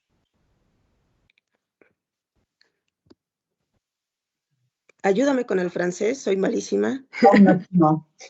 Saint-Maximin. Cuando hay IN, on. Saint-Maximin. Esto es aquí en Provence. Esto está a 1 hora más o menos, no, un poco más de aquí de mi casa. Es Isnard, otro constructor de órganos de aquí del sur de Francia. Un instrumento hecho con muy pocos recursos, pero con una inteligencia brutal. Y es un instrumento que con pocos recursos es un instrumento magistral. Vemos esta fachada impresionante, pero luego en el interior vemos que la calidad de la madera, que aquí en Francia se trabaja siempre con roble de primera calidad, con unas maderas increíbles, pues está construido con materiales no muy buenos, sin embargo es un instrumento maravilloso en cuanto a su armonización. Y uno de los referentes, Michel Chapuis, ha grabado aquí, hay discos muy famosos del instrumento. No estaba en el estado que está hoy día está restaurado, y una restauración muy controversial, porque el temperamento del instrumento es un temperamento histórico que permite tocar música francesa prácticamente y punto. Y la armonización muy viva, muy para la música francesa. Y entonces, como el instrumento había estado modificado a lo largo de los años, permitía mucho más repertorio de lo que permite hoy día, pero hoy permite tocar su repertorio específico de manera mucho más digna. Entonces ha sido muy controversial esta restauración, pero bueno, se le devolvió al instrumento su identidad completa. Y también tengo el honor de hoy día de ocuparme de él. De su mantenimiento. Sí. De hecho, mañana tenemos que ir a afinarlo. Ah, perfecto. Évreux, Catedral de Évreux. Eso es difícil de pronunciar. Évreux, pero se lee Évreux. Es un órgano nuevo de Pascal Coiron, completamente revolucionario en su diseño. Interesante, bastante interesante. Es bastante clásico en cuanto a composición. está muy inspirado en el órgano de la foto anterior, en Saint-Maximin. El cuarto teclado de el cuarto teclado de ese órgano es una cosa que se llama la résonance, que es, digamos, que es el cuerpo de pedal, que lo podemos tocar desde el teclado, pero en realidad es un cuerpo un poco ambivalente que podemos utilizar para el pedal o para el teclado, y es para un recurso para tener más órgano con menos registros. Ya estaba hecho en el siglo XVIII así, y en este instrumento es el mismo concepto. Pero es un instrumento grande, no me acuerdo de la cantidad de registros, deben de ser unos 65 registros. Es un órgano de 4 teclados y, y es muy, muy impactante, porque la nave es muy estrecha y muy alta, y este órgano tan vertical, muy impactante. Esas especies de Como, postigos que tiene, eso se abre, cuando uno enciende el órgano, eso se abre, y entonces deja ver la tubería. Y tiene una iluminación interior que en la parte baja, en el cilindro blanco, vemos unas perforaciones y ahí sale luz también. sí. Y bueno, es un instrumento típico sonido de Pascal Coiron, que es un sonido muy claro, muy luminoso, una lengüetería muy viva, que cuando escuchamos música de Messiaen es impresionante.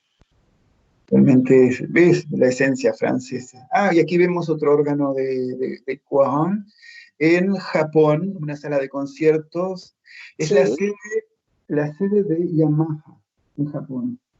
El órgano que Yamaha hizo construir para su auditorio, digamos, en su ciudad, pues es de Pascal Coiron. Y ok. estamos proyectando trabajo dentro, pero estábamos proyectando un viaje para hacer determinados trabajos, y el COVID nos cortó, porque otra cosa que me falta eran los viajes que hacía antes a Japón todos los años. Sí, Era súper interesante. No es tan interesante cuando estás en Japón y luego tenés que irte a México a hacer el mantenimiento. Tenés un jet lag que es insoportable, que pasó la última vez que estuve en el DF, que estuvimos juntos, estuvimos comiendo en sí. Tepito. Eh, pues eh, pues llegué de Japón directo a México, y es horrible ese tipo de cambio de horarios. Uno Sí. se imagina que el mundo de la organería es muy romántico, es muy bonito, que estamos siempre rodeados de música, etcétera, pero es muy duro. Cuando estamos trabajando y viajando por todo el planeta, eh, es muy duro a nivel físico, cuando tenemos que cambiar todo el tiempo. Y de hecho el trabajo del organero también es un trabajo bastante fuerte, bastante duro Y a nivel físico, a nivel físico. posiciones muy incómodas durante muchas horas. Estamos expuestos a sonidos muy fuertes durante muchas horas, y una concentración extrema sobre lo que estamos haciendo. O sea que no tenemos ningún punto donde podemos relajarnos, es decir, estamos muy concentrados pero estamos cómodos. No, es físico, es agresivo a nivel auditivo, y concentración extrema. No podemos estar pensando en no. Sí, de hecho yo recuerdo las pláticas que teníamos justo aquí con la catedral, ¿no? Y que tenían que hacer la armonización en las noches porque el ruido de día era imposible, así no lo permitía, ¿no? Claro, Y teníamos un organillero en cada puerta, sí, un acto, una manifestación o lo que fuera en el Zócalo. Pero de noche, bueno, teníamos en el Templo Mayor las representaciones, un club de salsa enfrente, y el Centro Cultural de la Embajada de España, que si no era jazz, era rap, y si no era rap, era house. oh, Así que sí, era un poco una proeza poder me notó la trabajar. admiración después de tanto ruido. Pero bueno, en Bogotá teníamos marteau piqueur. ¿Cómo se llama? El martillo que rompe la calle, eso, taca, taca, taca, taca, taca. ¿Cómo se llama ese aparato? Am, ay, Martillos neumáticos, no sé, marteau piqueur en francés. sí, lo Eh, acabo de olvidar, espera. Bueno, sigue más bien, sigue, ahorita te digo. pues en Bogotá tenían que acabar la Plaza Bolívar antes de las elecciones, y entonces estaban 24 horas al día trabajando con el taca, taca, taca, taca, taca. Así que estuvimos haciendo el trabajo en esas condiciones, pero es uno de los órganos más bonitos que se hizo en el taller de Barcelona, a pesar de las condiciones. Uno se adapta a todo. Pues Oye, la Catedral de Lyon. aquí estamos en el taller de Francia, en el taller que dirijo actualmente. Este es el órgano de la Catedral de Lyon. Es un órgano de mitad del siglo XIX que se fue del fondo del presbiterio a un lateral del presbiterio, luego del lateral del presbiterio se fue al fondo del transepto, en los años 30 lo volvieron a ampliar, y ahora se va a instalar al estilo como en la Catedral de México. Se va a poner en un lateral de la nave. Sí. Y se amplió el instrumento. Y este instrumento está terminado en el taller. Estuvo funcionando. Queríamos hacer conciertos, pero el COVID nos cortó todas las actividades. Y en breve lo estaremos instalando en la catedral. El mueble que vemos aquí es la fachada neogótica del siglo XIX. Y del lado de atrás tuvimos que hacer una fachada neogótica nueva, porque como va ahora a doble fachada, pues hicimos una fachada neogótica completamente nueva en el taller.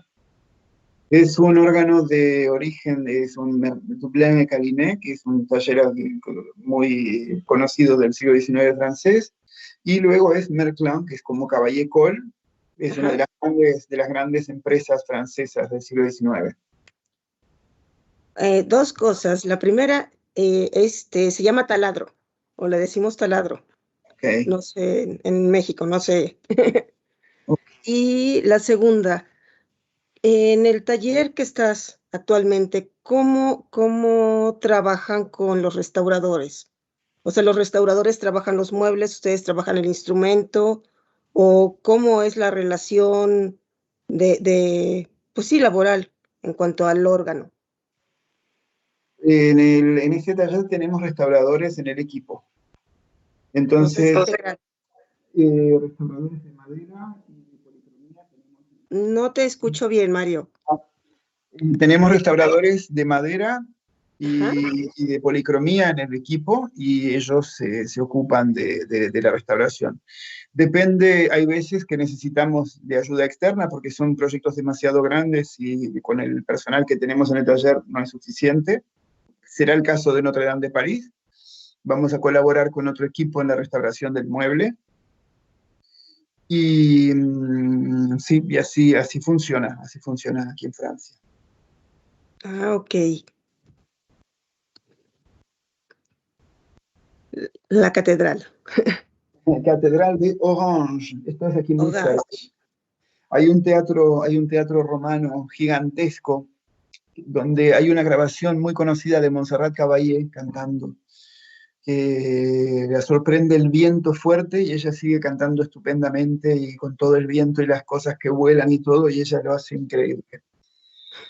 Catedral de Orange. Este ha sido el primer órgano Couarrin que armonicé yo, sin haber hecho nunca en mi vida Couarrin, pues llegué y me tocó preparar este órgano.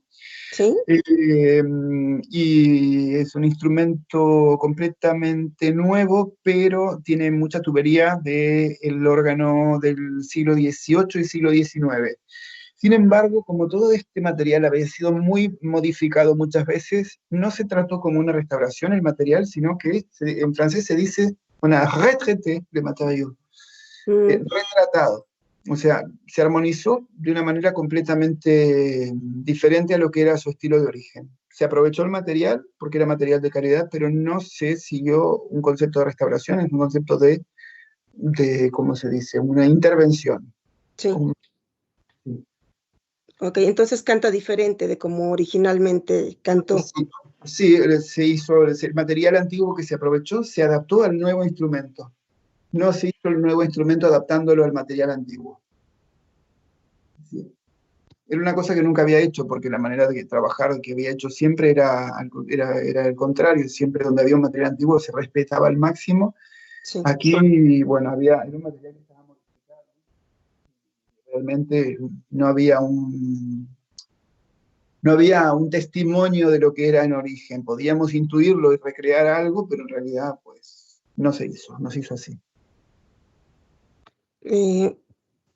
Para decidir o justamente para tomar este tipo de decisiones en una restauración, ¿cómo llevan a cabo este proceso, María? Y depende. ¿Se retoma, no se retoma, que siga cantando como antes lo hacía? No hay evidencia que diga cómo se... O sea, no hay evidencia material que te pueda dar un norte, o como decían de Don Bedos, que sí existía todo y lo que no existía justamente lo podían pues volver a hacer como era. ¿Cómo llevan a cabo este proceso? Y sí, donde hay indicios claros de cómo fue, evidentemente seguimos y respetamos al máximo. Donde desaparece, hay veces que se han hecho cosas que es una interpretación de lo que podría haber sido, es válido, y si no, pues se hace algo completamente diferente y se olvida, como fue el caso de Orange. Son diferentes criterios que no es el organero que lo decide, ahora voy a hacer así o así. Hay una comisión de expertos en el Ministerio de París, que hay organeros, hay organistas, expertos organólogos, y es en comisión que se decide, con un consenso general, se decide qué es lo que se va a hacer en cada instrumento. Hay un seguimiento muy estricto por parte del Ministerio de todos los trabajos, y sea nuevo o sea instrumento histórico, ¿Sí? hay un control. Cuando es dinero público el que se invierte, si es un dinero privado, evidentemente la comisión no tiene nada que no es competencia de ellos, pero cuando es dinero público, siempre hay un seguimiento muy exhaustivo. Montpellier. Esto es un templo protestante a una hora de aquí, más o menos, cerquita del Mediterráneo. Es un instrumento nuevo, un diseño de arquitecto, que es un instrumento de estilo nor-alemán. Vamos a trabajar un poco dentro de lo que es el lenguaje Coran, pero con una influencia de los instrumentos Arpschnittger. Entonces, si bien conocemos muchas grabaciones, pero llegado el momento tendré que hacer una escapada al norte de Alemania para poder visitar los instrumentos y, bueno, soplar los tubos, escuchar nota por nota un poco, para poder un poco seguir en esta estética. Estuve trabajando por Hamburgo, pero siempre a contrarreloj, y no tuve tiempo de poder escaparme a ver todo esto, así que habrá que hacer un viaje express para poder... Para poder hacerlo. Sí, Pues llegamos al hermoso Notre Dame. Notre Dame de París. Sí, bueno, por ahí dicen algunos autores que no puede tener un órgano, ¿puedes creer eso? Este, la maravillosa vista de esta catedral gótica y bueno, el rosetón con el órgano. Esto es antes del incendio. Sí, pero espera, esto es Notre Dame esta es Notre Dame de Reims, que es otro órgano que estamos haciendo ahora. Ah, Este es Notre Dame de Reims, este es otro órgano. te estoy perdiendo. Ahí. Ajá. Ahí, supongo que Notre Dame de París tendrás también la foto por ahí. Espero que sí. Esto es Notre Dame de París. Este sí es Notre Dame de París. Muy bien. Notre Dame de París también da para un capítulo entero. Notre Dame de París, pues Todavía nos queda tiempo. la última restauración fue hecha por el taller Cohan en el año 2015, o sea que hacía muy poco tiempo que el órgano se había restaurado, cuando hubo el incendio. Cuando quemaba Notre Dame, todos esperábamos que la tubería se fundiera, que no quedara nada de órgano, porque la tubería funde alrededor de un poco más de 200 grados, y la tubería se funde se hace líquida. Entonces, mientras que veíamos quemar Notre Dame, bueno, todos desesperados, sabiendo de que el órgano no lo íbamos a volver a escuchar nunca más. Al día siguiente nos llamaron de Notre Dame, estábamos con Pascal en la sala de armonización, tomando mate, porque él aprendió a tomar mate en Bolivia.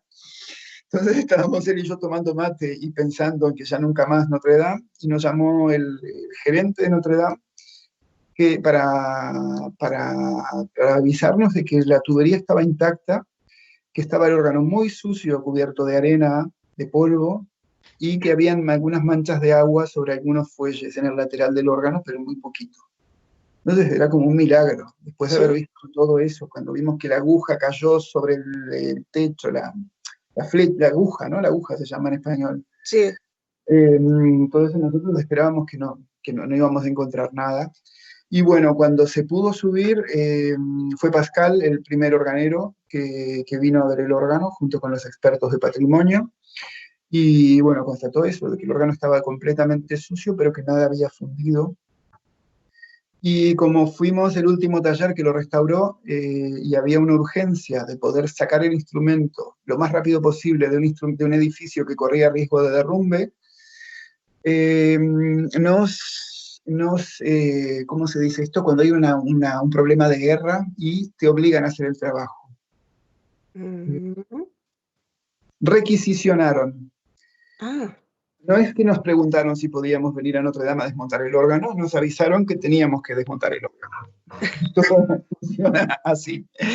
Es un estado de emergencia. Entonces, Bueno, yo siento que es algo muy afortunado, dado que ustedes eran los que habían hecho la última restauración, contaban con toda la documentación, lo conocen perfecto, entonces creo que, digo, dentro de todo lo malo que pudo haber ocurrido, que además, como dices, fue un milagro que no, yo la verdad cuando vi el incendio lo que pensé fue, se fundió todo, ¿no?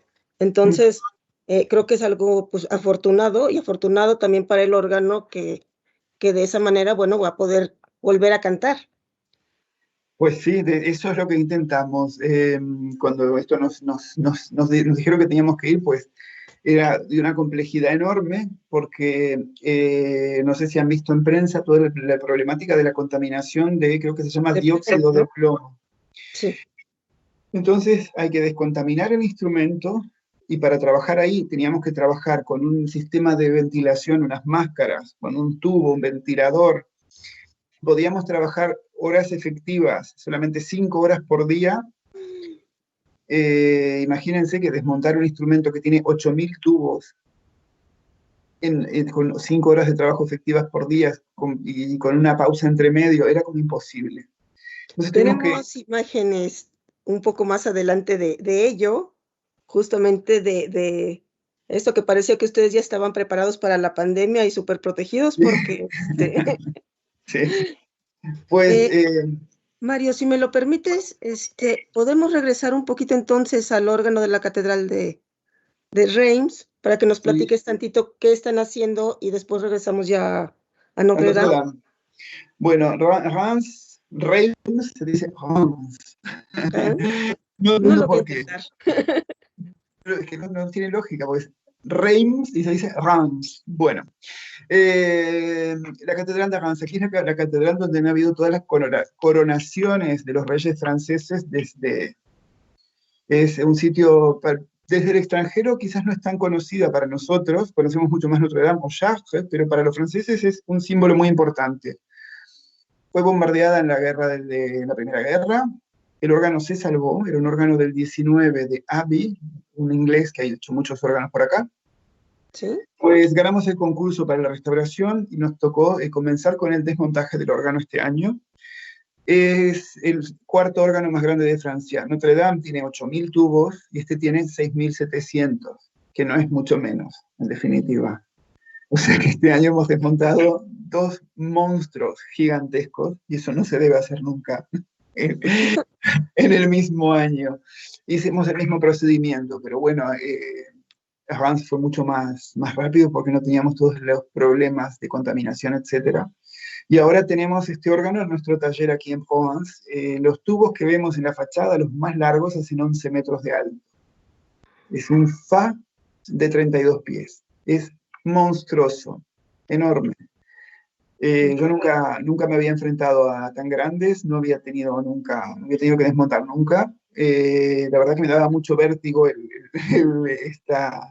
me daba más miedo este desmontaje que Notre Dame de París, no sé por qué, pero por suerte fue todo perfecto y ahora, bueno, vamos a restaurar este órgano, que es un órgano de Víctor González, es un alumno de Cavalier Coll, que construyó muchos instrumentos en la primera mitad del siglo XX.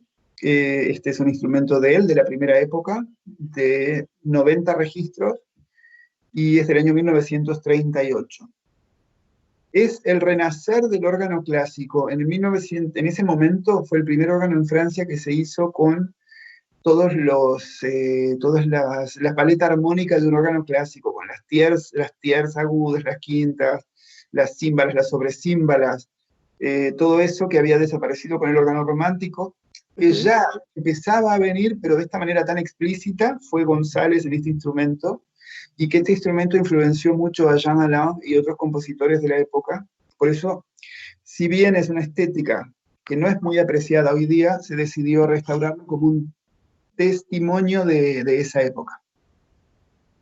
Bueno, algunos otros comentarios, Mario, dice Aide Peláez, qué interesante, cada sitio guarda sus secretos y que los hacen únicos. Qué bueno que toda esta información pueda ser compartida. Y regreso a la pregunta o comentario que te hacía Isela al principio. ¿Qué se sintió cuando dijeron que iban a desmontar el órgano de Notre Dame? Que íbamos nosotros a desmontar el órgano. Para mí era como una cosa como... No lo podía creer, porque es como decir Notre Dame de París, es como un referente tan grande, era un instrumento que ha sido uno de los motivos por los cuales me decidí dedicarme a esto, como algo que nunca te va a llegar. La sensación es como es algo que está ahí, como que pertenece al patrimonio francés y no sé, no, y de repente me llegó y era como que no lo integraba. No lo podías digerir. No, era como, no me llegaba,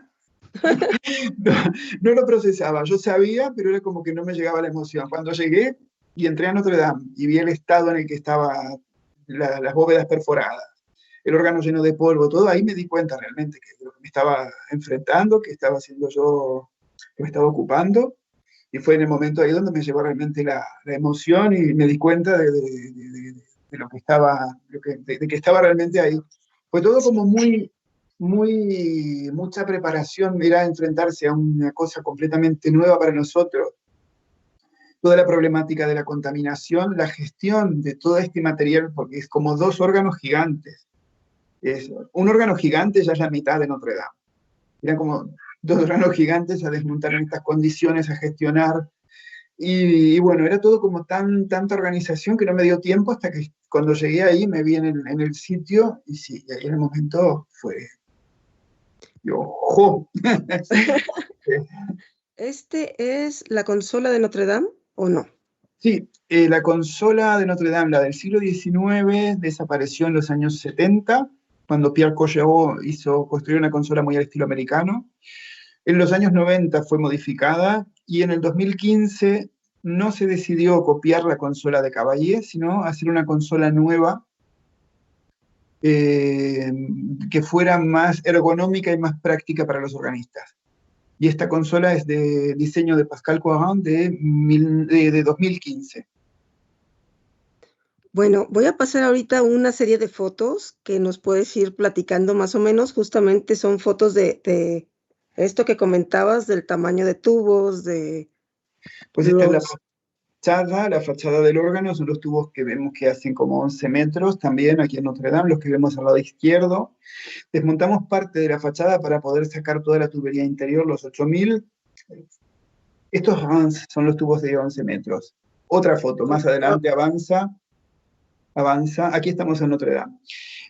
Montamos un plató técnico, una plataforma técnica justo delante de la fachada para poder ir sacando los tubos, descontaminándolos, metiéndolos en cajas, que eran cajas como las de un museo, las que se meten en las esculturas de un museo. Sí. Para que, como el órgano estaba en perfecto estado, para que los tubos no se dañen y que la armonización esté intacta cuando los tengamos que volver a poner, ¿sí? Preparamos cajas llenas de burbujas, todo como si fueran esculturas de un museo para cada tubo, y así se metió en camiones, containers, aislamiento térmico, y así están guardados en un sitio secreto. Ahí estamos con los tubos de la fachada y con las máscaras que les explicaba que teníamos que trabajar con ese sistema de ventilación, que uno dice, bueno, no es ningún problema, pero cuando estás semanas enteras trabajando con esto, que está haciéndote ruido, soplando, que no tenés la misma cantidad de aire que si estuvieras respirando al aire libre, es muy pesado. Por eso solamente teníamos derecho de trabajar 5 horas por día. Hicimos 2 equipos y entonces trabajaba un equipo de mañana y uno de tarde, y yo dirigía los equipos y Entonces yo podía estar 5 horas entre medio de los dos equipos. Mentira, estaba desde la mañana hasta la noche. Justo. Pues ahí está, cargando uno de los tubos de la fachada. Exacto. Los secretos son de Cavaillé-Coll, siglo XIX. Agustín Cavaillé-Coll, el más importante organero francés del siglo XIX, Sí. y del mundo, más importante organero del mundo del siglo XIX, de origen franco-español, que introdujo muchos elementos en el órgano romántico francés que encontramos en los órganos clásicos españoles. Sí. Bueno, ahí están moviendo el secreto. Estamos sacando los entre tubos, que son enormes. Digo, estas fotos la verdad es que me gustaron mucho porque son muy representativas. Generalmente tenemos la visión de que los tubos son pequeños o no tan grandes, pero digo, estas fotos son impresionantes. Sí, los más grandes hacen 11 metros. Sí. Y esto es adentro del órgano. Yo tenía como una especie de despacho para poder, esto es detrás de la consola, para poder gestionar Sí, todo. entiendo que tienes mucho trabajo también administrativo y mucho que llevar a cabo, ¿no? Todo el índice de cajas. Hicimos 200 cajas, 250 cajas para los tubos, todo el índice de cajas, el índice de piezas, las etiquetas, coordinar los camiones que tienen que entrar y salir, que el protocolo de plomo, que el camionero no puede salir del camión si no se pone un mameluco, y luego, bueno. La inspección del trabajo, está muy bien que estemos inspeccionados por la inspección de seguridad del trabajo, pero era una cosa que estaban todo el día ahí, era como una especie de Telemount, ¿cómo se dice en español? Pues no sé, era un control exhaustivo que nos desbordaba, era demasiado incluso.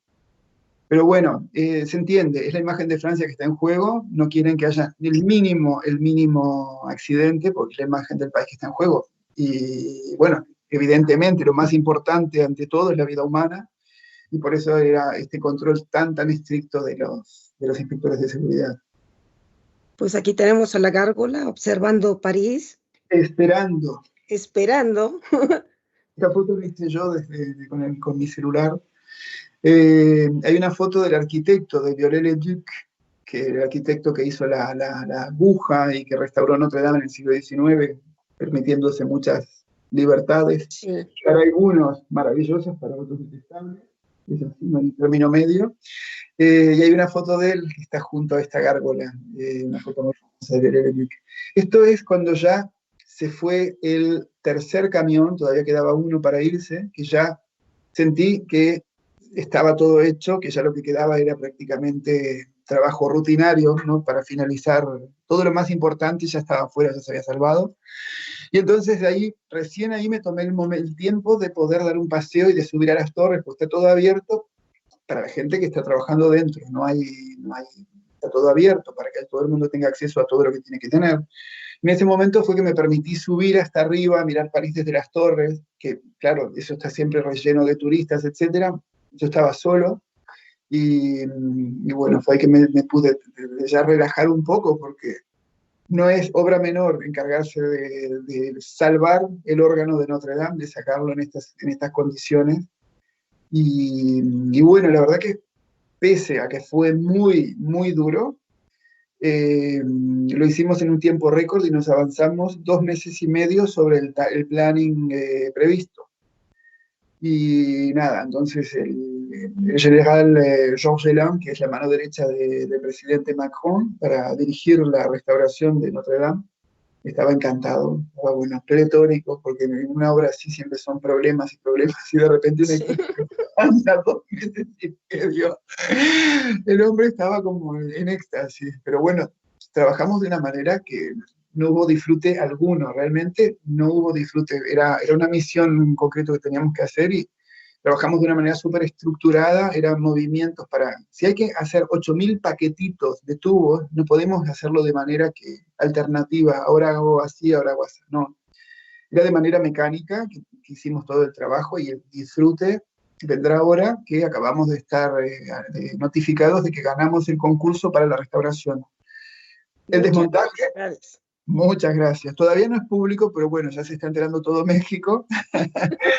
Eh, la- el desmontaje fue, lo que les decía, fue que estuvimos requisicionados para hacerlo.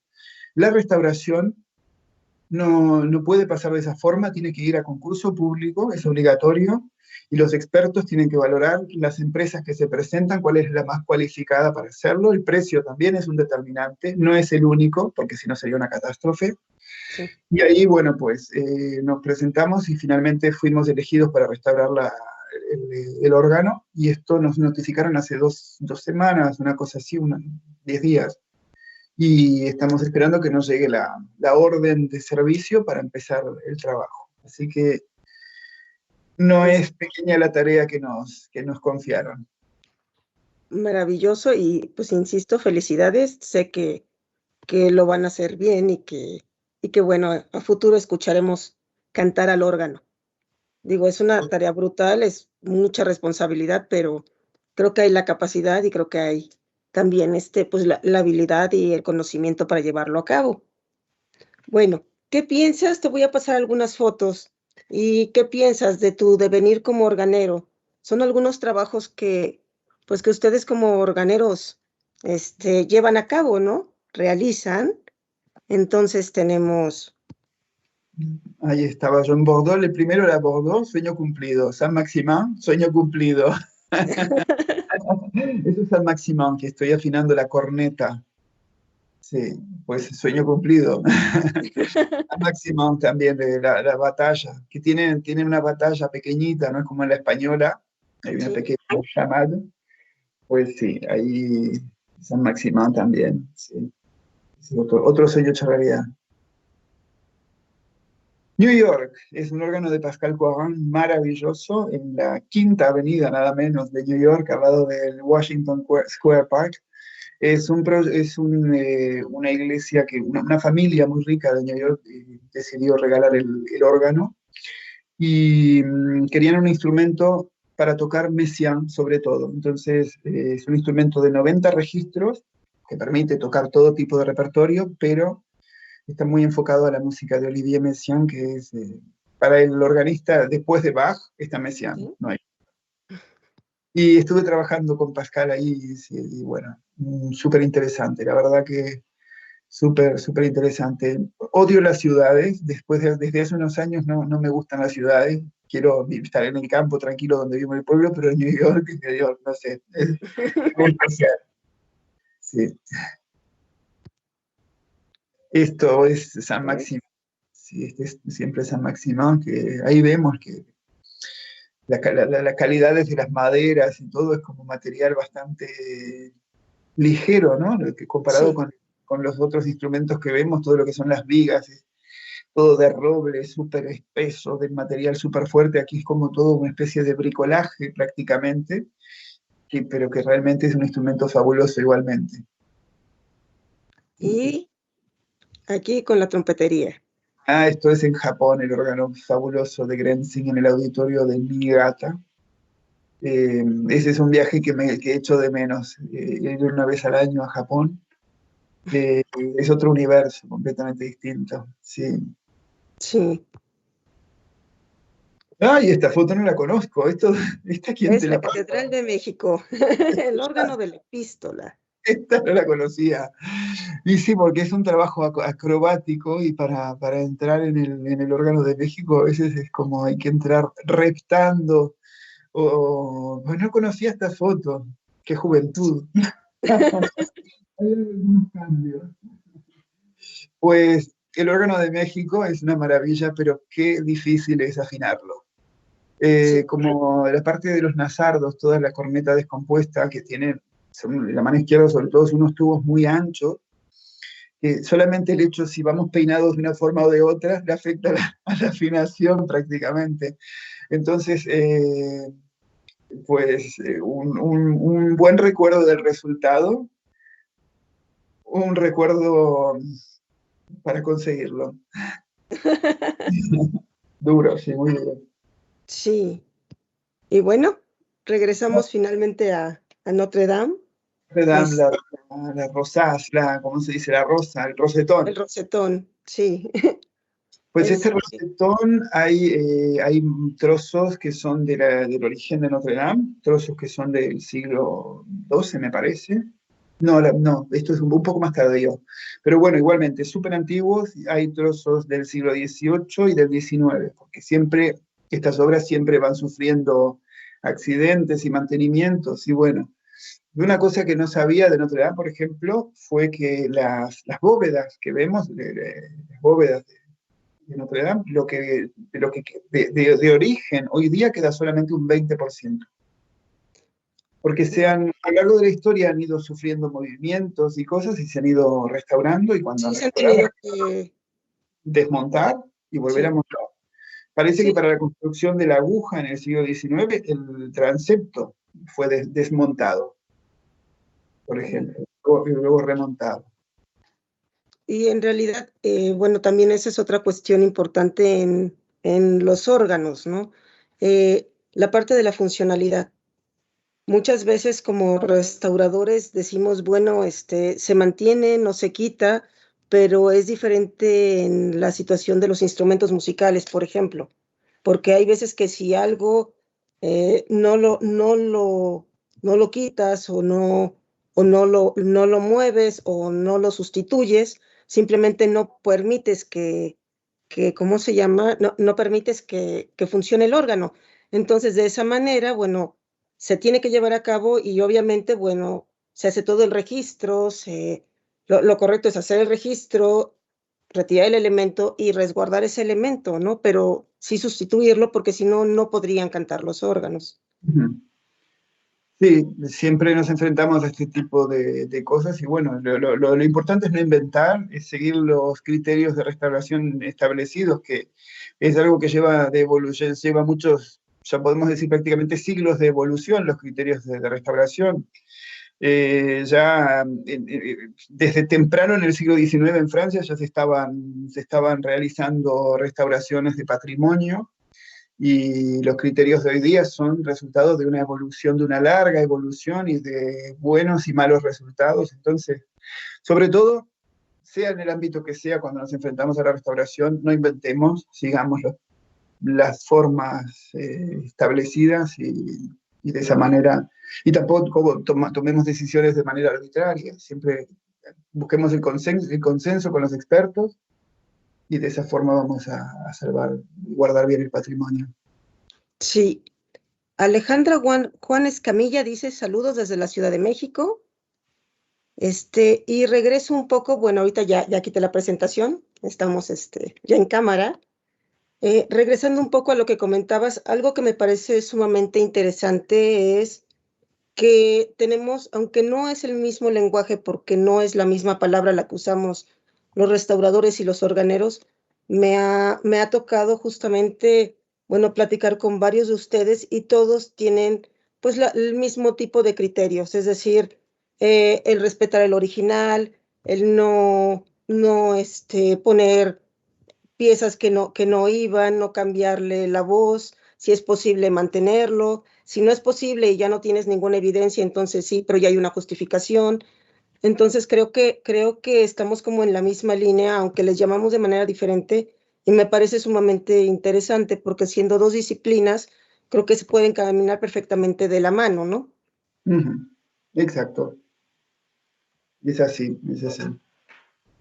Y tenemos la suerte de trabajar mucho en conjunto y unos aprendemos de otros y nos transmitimos criterios y conocimientos. Y bueno, en todos estos años he tenido la suerte de trabajar con diferentes equipos de restauración y siempre ha sido súper enriquecedor. Y bueno, esperemos que así continúe, seguir enriqueciéndonos y aprendiendo. Una última, tenemos 5 minutos todavía, 6 minutos. ¿Qué podrías decirnos, Mario, de tal cual? Yo quise poner el nombre del devenir de un organero uruguayo porque justamente el lugar de donde, pues de donde vienes en Paysandú, o sea, no hay, como decías tú, muchos órganos. Entonces, ¿qué piensas tú de todo este viaje por el que ahora nos llevaste, que ha sido bastante largo? Han sido muchos países, mucho conocimiento, muchos años para lograr la especialización que tienes. ¿Qué piensas tú de todo esto como tu devenir de organero? Uy, difícil de responder. Difícil de responder esto, no sé. Todo se ha ido dando, todo esto se ha dado paso por paso, no nada ha llegado de un salto, de golpe, entonces he tenido la posibilidad de ir digiriendo y de ir superando cada etapa de manera normal y tranquila, ¿no? Entonces, bueno, si pienso que hoy día me toca estar al frente de la restauración de Notre Dame de París y pienso en Mario que estaba en Uruguay soñando con algún día quizás viajar a Europa, me resulta realmente bastante impactante. Pero no lo vivo yo de una manera, no me siento nada especial, simplemente siento que he trabajado mucho, que he aprovechado de todo lo que he podido, todo lo que se me ha presentado, y, y ya está, no sé qué más decirte al respecto. ¿Y tu familia en Uruguay, qué opina al respecto de que... Digo, yo recuerdo hace muchos años cuando recién nos conocimos que me decías, es que en Uruguay me mencionaron y yo apenas estoy aprendiendo, y pues no, yo apenas soy un aprendiz y demás. ¿Qué Sí, opinan ahora? cosas que me ponía de los nervios, que tocaba 4 acordes en el piano y me llamaban concertista. Digo, pero qué falta de respeto a los verdaderos profesionales. No, evidentemente, muy orgulloso, bueno, el país entero, cuando Uruguay es muy pequeñito, es como un barrio del DF, la población de todo el país, hay 3 millones de personas. No, evidentemente todo el país estaba como muy emocionado con este tema de Notre Dame. Yo tenía totalmente prohibido hablar de Notre Dame en los medios, porque es una obra que suscita tantas pasiones, la restauración de Notre Dame, que controlan mucho todo lo que se dice en prensa. Y es totalmente normal, no me parece mal, me parece muy bien, porque todos tenemos derecho de expresarnos, pero hay que tener cuidado. Entonces, cuando me llamaban de Uruguay para hacer entrevistas, para preguntarme por Notre Dame, yo aprovechaba el espacio que me daba la prensa para hacerles tomar conciencia de los instrumentos que tienen en Uruguay en estado de abandono. Por ejemplo, en Montevideo hay un Merclán, que es como el mismo órgano que hay, el órgano de coro de Notre Dame, que es el órgano pequeño que se arruinó completamente. Entonces aproveché para hacerles tomar conciencia sobre eso, de un otro caballero que hay en Montevideo que nadie presta atención, y digo, bueno, está todo el mundo preguntándome por Notre Dame, pero tienen 2 instrumentos de los mismos constructores de Montevideo y nadie les presta atención. Nuestros Notre Dame son el órgano de la iglesia de los Vascos de Montevideo y el órgano de la iglesia del Gaucho. Esos son nuestros Notre Dame. Después que estén esos instrumentos restaurados, interésense por el patrimonio de fuera, pero primero miren lo que hay en casa, porque siempre estamos mirando Europa y dejando que nuestro patrimonio se pierda. Entonces he aprovechado un poco la visibilidad que me ha dado Notre Dame para hacerles tomar conciencia, espero que sirva de algo. Y bueno, supongo que ahora que saldrá en breve, saldrá en prensa de que voy a dirigir la restauración, yo verán también las entrevistas. Dirijo, yo soy el director del equipo que va a restaurar Notre Dame. En el equipo hay gente hipercapacitada, que en determinados ámbitos mucho más capacitada que yo, y es por eso que estamos ahí, no es porque Mario D'Amico sea el salvador de Notre Dame, yo simplemente me toca asumir mi responsabilidad como director del equipo, y bueno, es un equipo completo de profesionales que se va a ocupar de esta tarea. Pues Mario, muchas gracias, hemos llegado al final del conversatorio. Como siempre, en sumo generoso con todo tu conocimiento. Ha sido un conversatorio muy rico, muy ágil. Y bueno, a todos los que nos acompañaron, pues los invitamos a que nos acompañen al siguiente conversatorio. Y pues eso es todo. Muchas felicidades y gracias. Muchas gracias a ustedes, espero verlos pronto por México y que compartamos unas buenas micheladas, unas margaritas, todas las cosas buenas. Saludos a todos. Hasta luego, gracias. Chao.